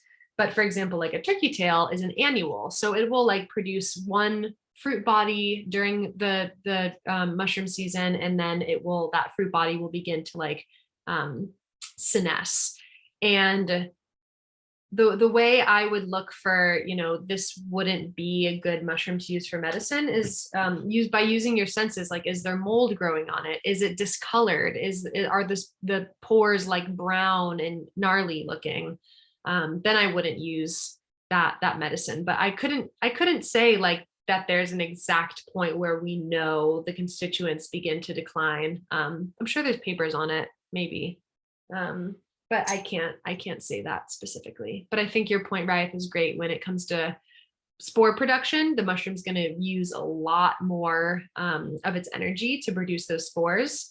But that doesn't necessarily mean that it won't continue to make medicinal constituents, or maybe it makes more medicinal constituents when the mushroom sporulates. Yeah, it's a great question. One that I asked myself, and I don't necessarily have an answer.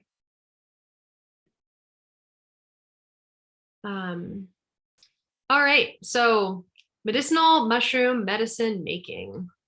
Let's see, let's move this around.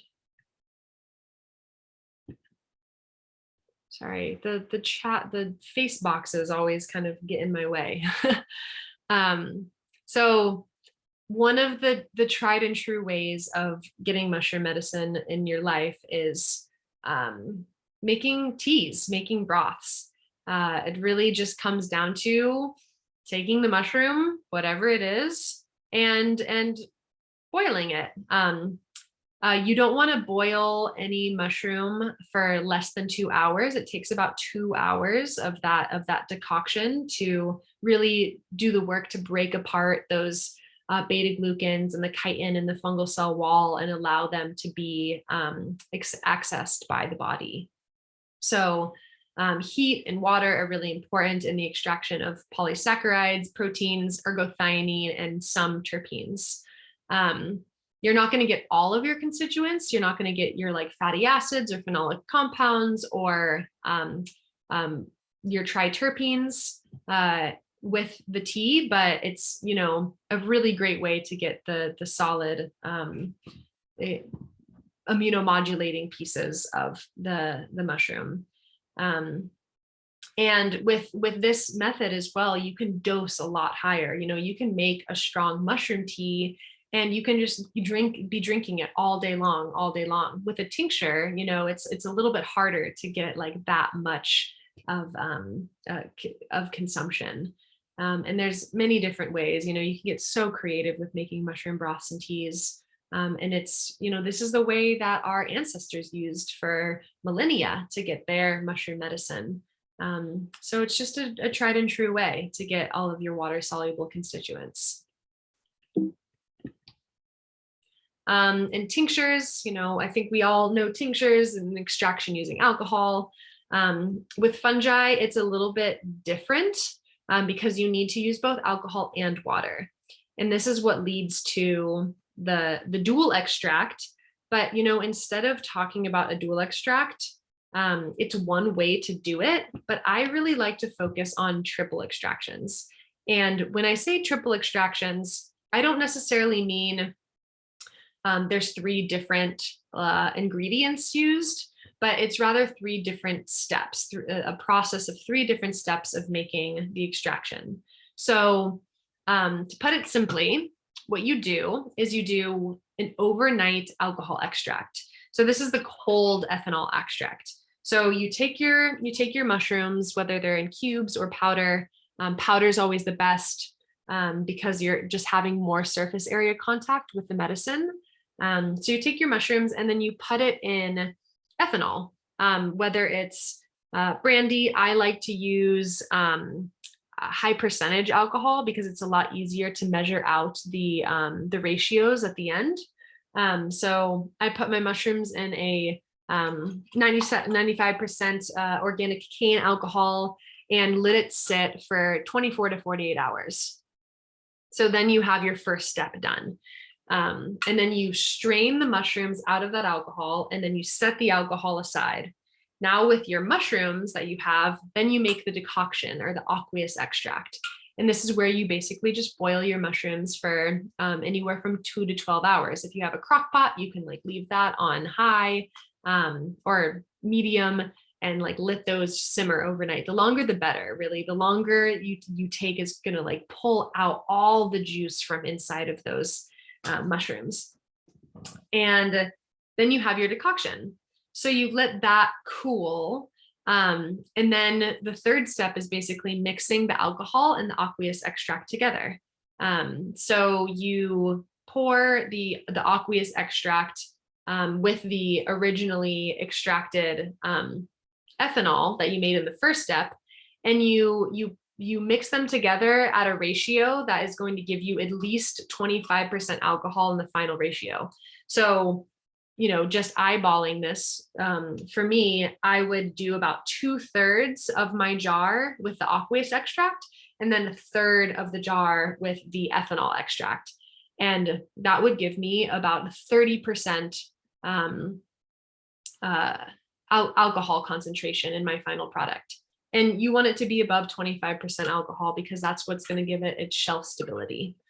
And that's about it. You can get really specific in like how much mushroom you're putting in there to get a final final dosage at the end. Basically, you want to get about a 1-to-1 ratio, I would say. So using 100 grams of mushroom material for every 100 milliliters of water is like the ideal ratio. That's going to give you a really strong tincture.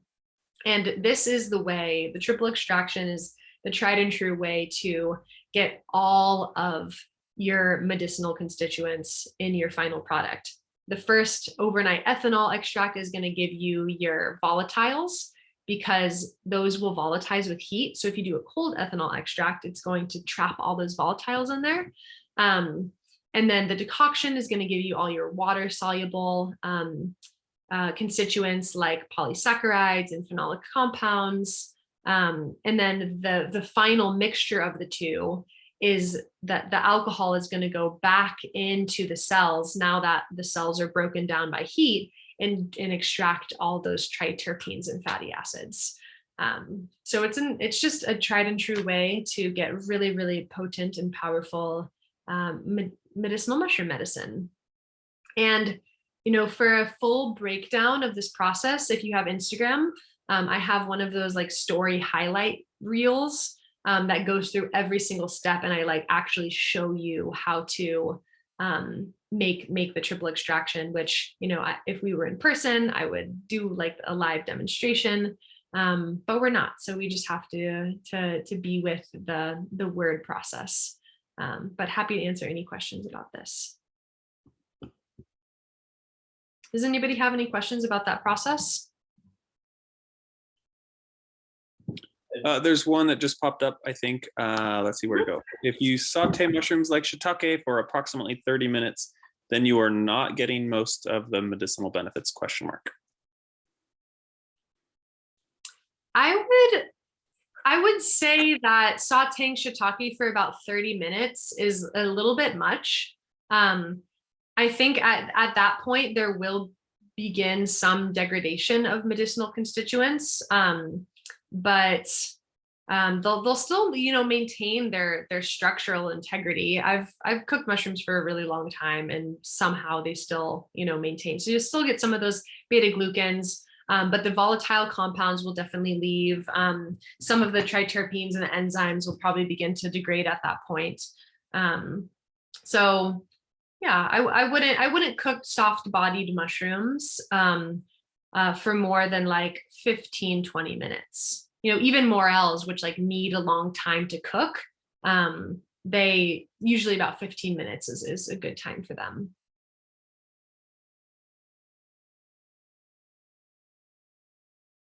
Anything else? Yeah, there's one more. It was a bit further back. I was just waiting Okay. for a good opening to get in. But let me find it. Emily was asking, can you get to an immune plateau if you take the same dose day after day, or do you recommend somewhat mixing it up? That's a great question. I taking an average dose day after day isn't going to necessarily bring you to an immune plateau. The immune plateau happens if you're taking actually too much of the medicine, because the immune modulation properties will kind of begin to like not backfire in a bad way, but begin to kind of like not have as much impact on your body. But you know, with everything, I always recommend doing kind of like a, you know, 5 day on, 2 day off, or like you said, mixing things up. It's good to give our bodies a variety of constituents and kind of also reset during that time. Okay, I'll go on to the next type of extract. These are powdered mushroom extracts, which are super awesome because they're really versatile. You can just, you know, pop them in smoothies or sauces or salts or whatever it is that you want to do. And specifically for people that don't like to eat mushrooms, this is a really great way to get your mushroom medicine. So basically, you powder the mushrooms or cut them up really, really small, and you boil them in water for a really, really long time. You boil it down and reduce it down until you basically have a really thick mushroom slurry. And then you spread that slurry out on a dehydration tray. And then once that's dehydrated, then you go back and you grind it up. And the mushroom extract powders are going to have all of your polysaccharides, they're going to have your fibers, they're going to have your terpenes, or they're going to have some terpenes, not the triterpenes, because there's no alcohol used here. And they're going to have your minerals, your ergothioneine, your ergosterol, all of the good water soluble stuff. And this is me, this is some Hericium erinaceus, some lion's mane that we were growing in jars, and we kind of like let it grow too long. So I basically just took the grain and the fruit body and this whole mixture and broke it up and boiled it down to this slurry that you see. It boils down basically into this super thick paste. And then I put that paste on the dehydration tray and dehydrated it. And then after it's dehydrated, it comes out as these like little crackers. And then you basically powder those back up, and then you have your mushroom extract.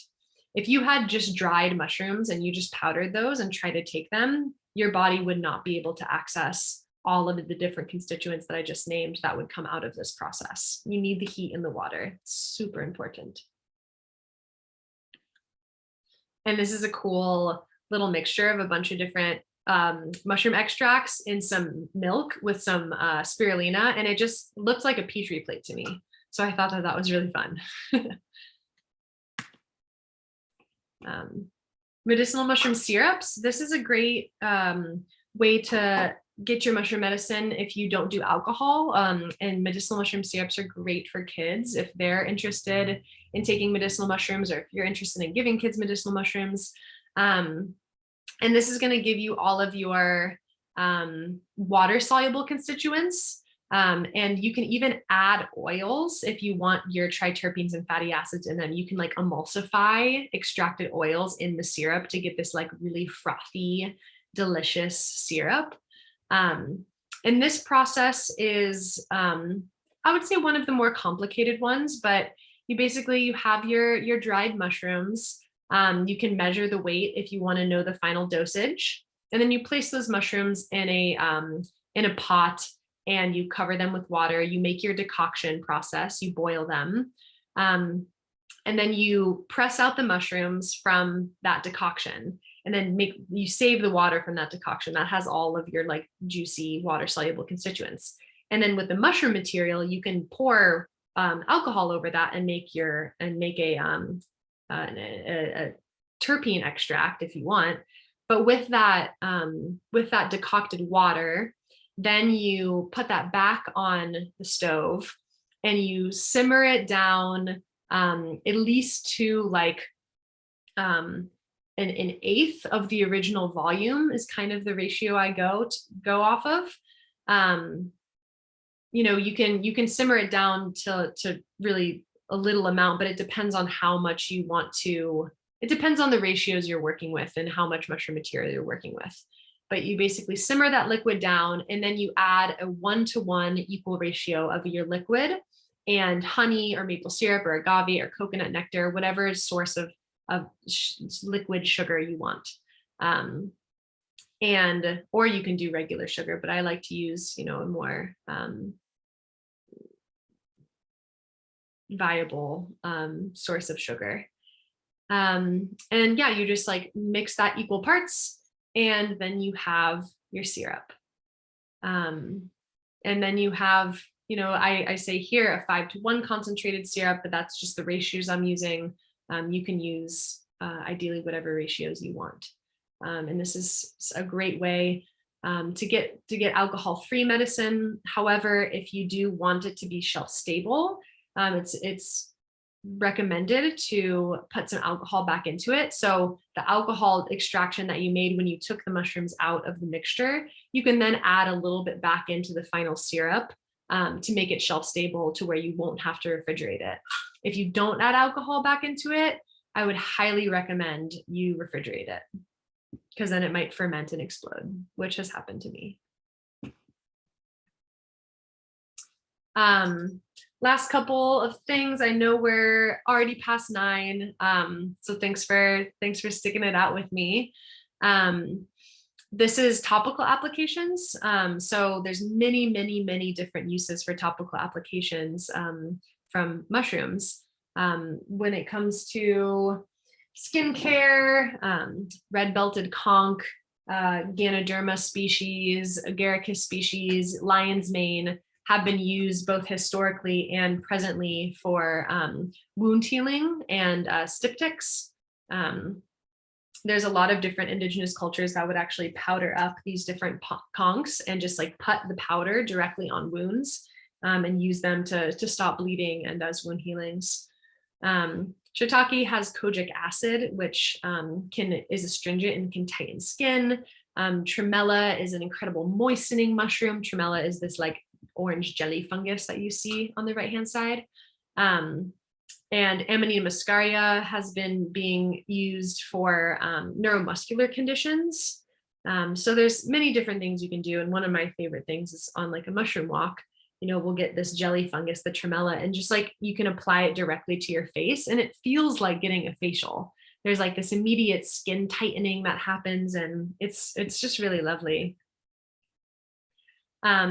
This is ways that you can extract different mushrooms to make skin products. So you can make extracted oils. So basically taking your mushrooms and cooking it ideally for like 6 to 12 hours in oil on like a very low temperature over time. And then you have your extracted oil. It's as simple as that, just mushroom material and oil. And then you can use that oil in a salve or apply it directly to your body, or, even culinary oils. So like porcini or morels or truffles or whatever it might be. Those are also delicious oils that you can make to consume. And then this salve recipe is Radek's recipe. And it makes really good salves. So this is a way, if you're already a salve maker, you can incorporate mushrooms into your salves. It's really exciting. You can make mushroom honeys, which is, as easy said as done. Just incorporate the extract powders into your honeys so that you can get that medicine and with like a sweet flavor. I love making medicinal mushroom honeys. And it's actually a very ancient practice to use to basically preserve fungi in honey and making different concoctions with it. And a lot of times the mushrooms put fresh in honey would ferment, and then that would be these different drinks. And some scholars argue that soma was actually the beverage where cultures, specifically in Siberia, would put Amanita muscaria, fresh fruiting body, in honey, and then that whole concoction would ferment and become an entheogenic mead of sorts. So there's fun things that you can experiment around with that. I won't go into that. And yeah, ferments, different types of ferments. You can make mushroom meads, you can make mushroom kombuchas, you can make mushroom krauts. I've made like a shiitake kimchi before, which was delicious. We make shiitake pickles at our mushroom farm. There's so many things, and they really maintain their structural integrity. And when it comes to fermentation, the way that it might change the constituents is fermenting tends to decrease the polysaccharides. Some papers say otherwise, but in this one paper, it says it decreases the fungal polysaccharides, increasing organic acids, increases the bioavailability of minerals, slight reduction of phenols and antioxidants, decrease in prebiotics, increase in probiotics. So it kind of just changes a lot of things, but it doesn't necessarily mean it's like a positive change or a negative change. But it's really fun to play around with, and you can still get your medicine from that. You can make mushroom gummies, which is really fun. I also have a reel of this on my Instagram. It's as easy as finding the specific type of gummy mushrooms. Leodia lubrica is a great mushroom to use for making gummies, and then Pseudohydenum gelatinosum. The jelly hedgehog is a great one. Leodia lubrica is also known as jelly babies. So these different jelly fungi, as well as tremella. And then you basically just boil them in like a simple syrup and then dehydrate them. And you can get amazing little chewy, yummy gummies. And because you're boiling them in heat, you're also going to break apart those cell walls, and you can access the beta glucans and the different water soluble constituents. You can make mushroom jerky with your medicinal mushrooms, not the medicinal mushrooms that are hard like this. This won't turn into jerky, but the soft-bodied mushrooms like reishi, stropharia, all of those you can make into delicious jerky. And you're also going to be boiling those in a like flavorful broth. So you're also breaking apart that cell wall and therefore making the nutrients much more bioavailable. And ice cream, why not? Stropharia ice cream is a strange thing. Not a lot of people I know would make stropharia ice cream. These are Stropharia rugosa annulata that I grow. But a lot of people work with candy caps, so making candy cap ice cream, which is really delicious. And there's ultimately so many ways to get mushroom medicine into your life and in your diet. And a little shout out to Lynn. She's one of my heroes and a really incredible microbiologist that revolutionized the world of science. She says, life on Earth is such a good story, you cannot afford to miss the beginning. Beneath our superficial differences, we are all of us walking communities of bacteria. The world shimmers, a pointillist landscape made of tiny living beings. And that's just what we are. And then here's my resource page. Lots of juicy resources in here. Some of the books that I showed throughout the presentation. And basically all the information on these slides I got either from these books or on Anna Sitkoff's website, Reishi and Roses. She has such a wellspring of information on there. Definitely recommend, if you want to get deeper into medicinal mushrooms, checking out her website. And then some products I would recommend, some like really trusted medicinal mushroom makers are Jason Scott with Feral Fungi. He makes spagyric tinctures and they're incredible. Reishi Strauss owns Earth and Spirit Botanicals and makes incredible medicinal mushrooms. She's a dear friend of mine. And then myself, if you're local to the area, I make all medicinal mushroom medicine from either wild foraged fungi or fungi that I grow myself or my friends grow. And I utilize all the different methods of making mushroom medicine that we just went over. And I'm happy to talk to you in depth about any of my products. And then local mushroom farms, Moonfruit Mushroom Farm, you know, gotta represent the local outdoor log-grown mushroom farm. Corey, Ryeth, and I all co-own that farm. We're out in Green Valley, off of Green Valley Road. And then Mycopia is in Sebastopol. Far West Fungi is in Moss Landing. These are larger mushroom farms, but you can still get really, really high quality mushrooms from them. And then Mazu Mushrooms is in Pescadero. A good friend of mine, Arthur, owns that farm. And then, yeah, these books are incredible guides. There's just really so many different ways that you can deepen in relationship with these organisms. And here's a glossary of terms, which if you really want to get into it, I tried to, you know, define a lot of the words that I used in there. But this slide deck will be available to you. I'll send it out with a recording. So don't feel discouraged if you didn't catch every little word that was on these slides, or if you didn't understand some concepts. And that will be it for tonight. Thank you all so much. There's so much to share, and I'm really grateful that you all spent your Thursday night with me.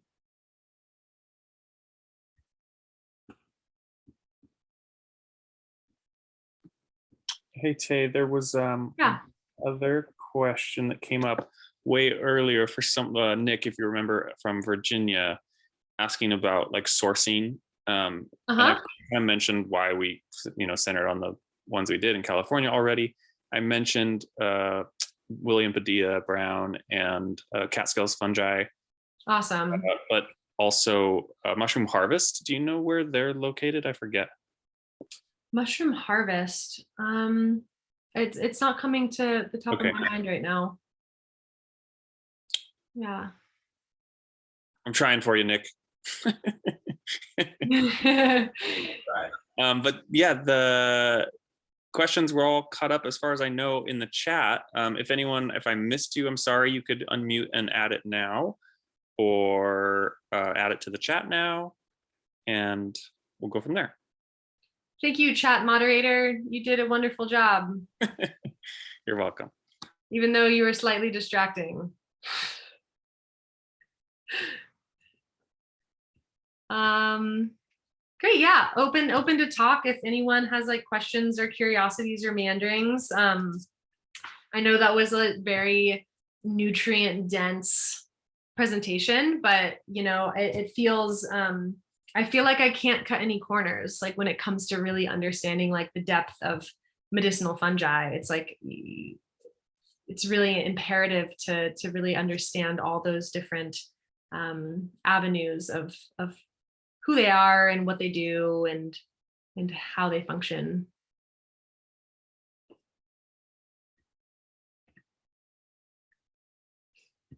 Is that your bunny, Rachel? Oh my gosh. Look at the little fluffer. So awesome. This is Willow. She sat through most of the class with me in her little bed on the couch. Whoop. Oh, I'm going to stop the recording too. Or actually, no, I'll leave it on if there's more questions. I have 1,000 million gajillion questions. 1,000 million gajillion questions. Me too. Do you want to ask any of yours? None of them are in form yet. Okay. I love that. I love that you allow yourself to be in the question, even if the question like isn't in materialized version. That's how I also exist, like 100% of the time. I think I could watch that another 10 times and still not take it all in. It was so rich. Yeah, it's There's a lot there. And even, I must say, even in the richness of that presentation, it's like just scratching the surface, which is mind blowing of like, wow, there's so much here. And yet it's still just, but it's a good place to start. Thank you so much. It's clear how much time and energy and resources and everything went into preparing it all. Yeah, thank you. Amazing. It's fun. It's fun for me. I just get to hang out and like read about what I love and then like put pretty pictures to it and try to make it translatable for other people. Awesome. Yeah. One more question came up here, and Nick, if you want to unmute and clarify if I don't get it right here, go ahead. But getting the medicinal properties of shiitake, for example, you get the same out of cooking, or do you need to extract to really get at the constituents? Do you have thoughts on that? Yeah. Maybe I didn't like harp on it enough, but one of the things I really love to harp on is the fact that our bodies are incredibly efficient and phenomenal extraction machines. We have a lot of things working for us within our bodies to get all those constituents. So if you can eat a mushroom, I think that is tried and true the best way to get medicine from it. Just cook it and eat it, and then your body will know how to get those polysaccharides to even get the terpenes, the things that are like fat and alcohol soluble. Your body will know how to get that. But when a mushroom is like this, when they're bound up and locked up in these inedible and undigestible forms, that's when you need, the extraction processes to really like bring out and express those medicines. But yeah, eat more mushrooms, basically, I think is the best way to get medicine.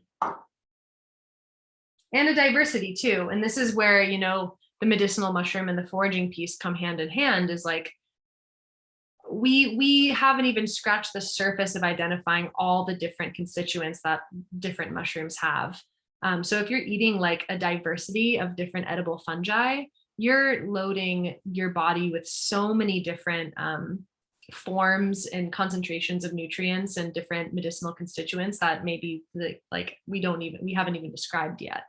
But all I know is like when I eat wild foraged fungi, or even cultivated fungi, store-bought fungi, there's this like high that I experience, and I associate that with the like influx of nutrients and medicinal constituents that my body is like, wow, this is so cool.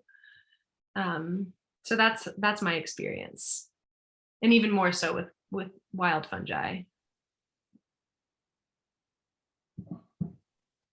I thought of a question I can ask. With regards to drying and cooking and things. If I dehydrated fresh mushrooms without cooking them first, could I then could I cook them after dehydrating? Yeah. And then powder and dehydrate again? Yeah, absolutely. Yeah? Yeah. Okay. Yeah, So absolutely. there's no harm for storage in dehydrating fresh mushrooms, like if you quickly have to preserve, and then you can always cook after. Absolutely. And then, yeah. But some kind of cooking is important to release the bind. Some type of heat, whether it's boiling, sauteing, baking, even with some constituents, like dehydrating at a high enough temperature could work. Like my dehydrator goes up to 158, I think. And I know for some of the like lighter weight terpenes, or some of the lighter weight polysaccharides, like that can be enough to access them. And with alkaloids as well, it can be enough to like express those alkaloids and like cause conversions of chemicals within the mushroom. But I would always recommend, cooking at higher temperatures. Great. Thank you. Totally.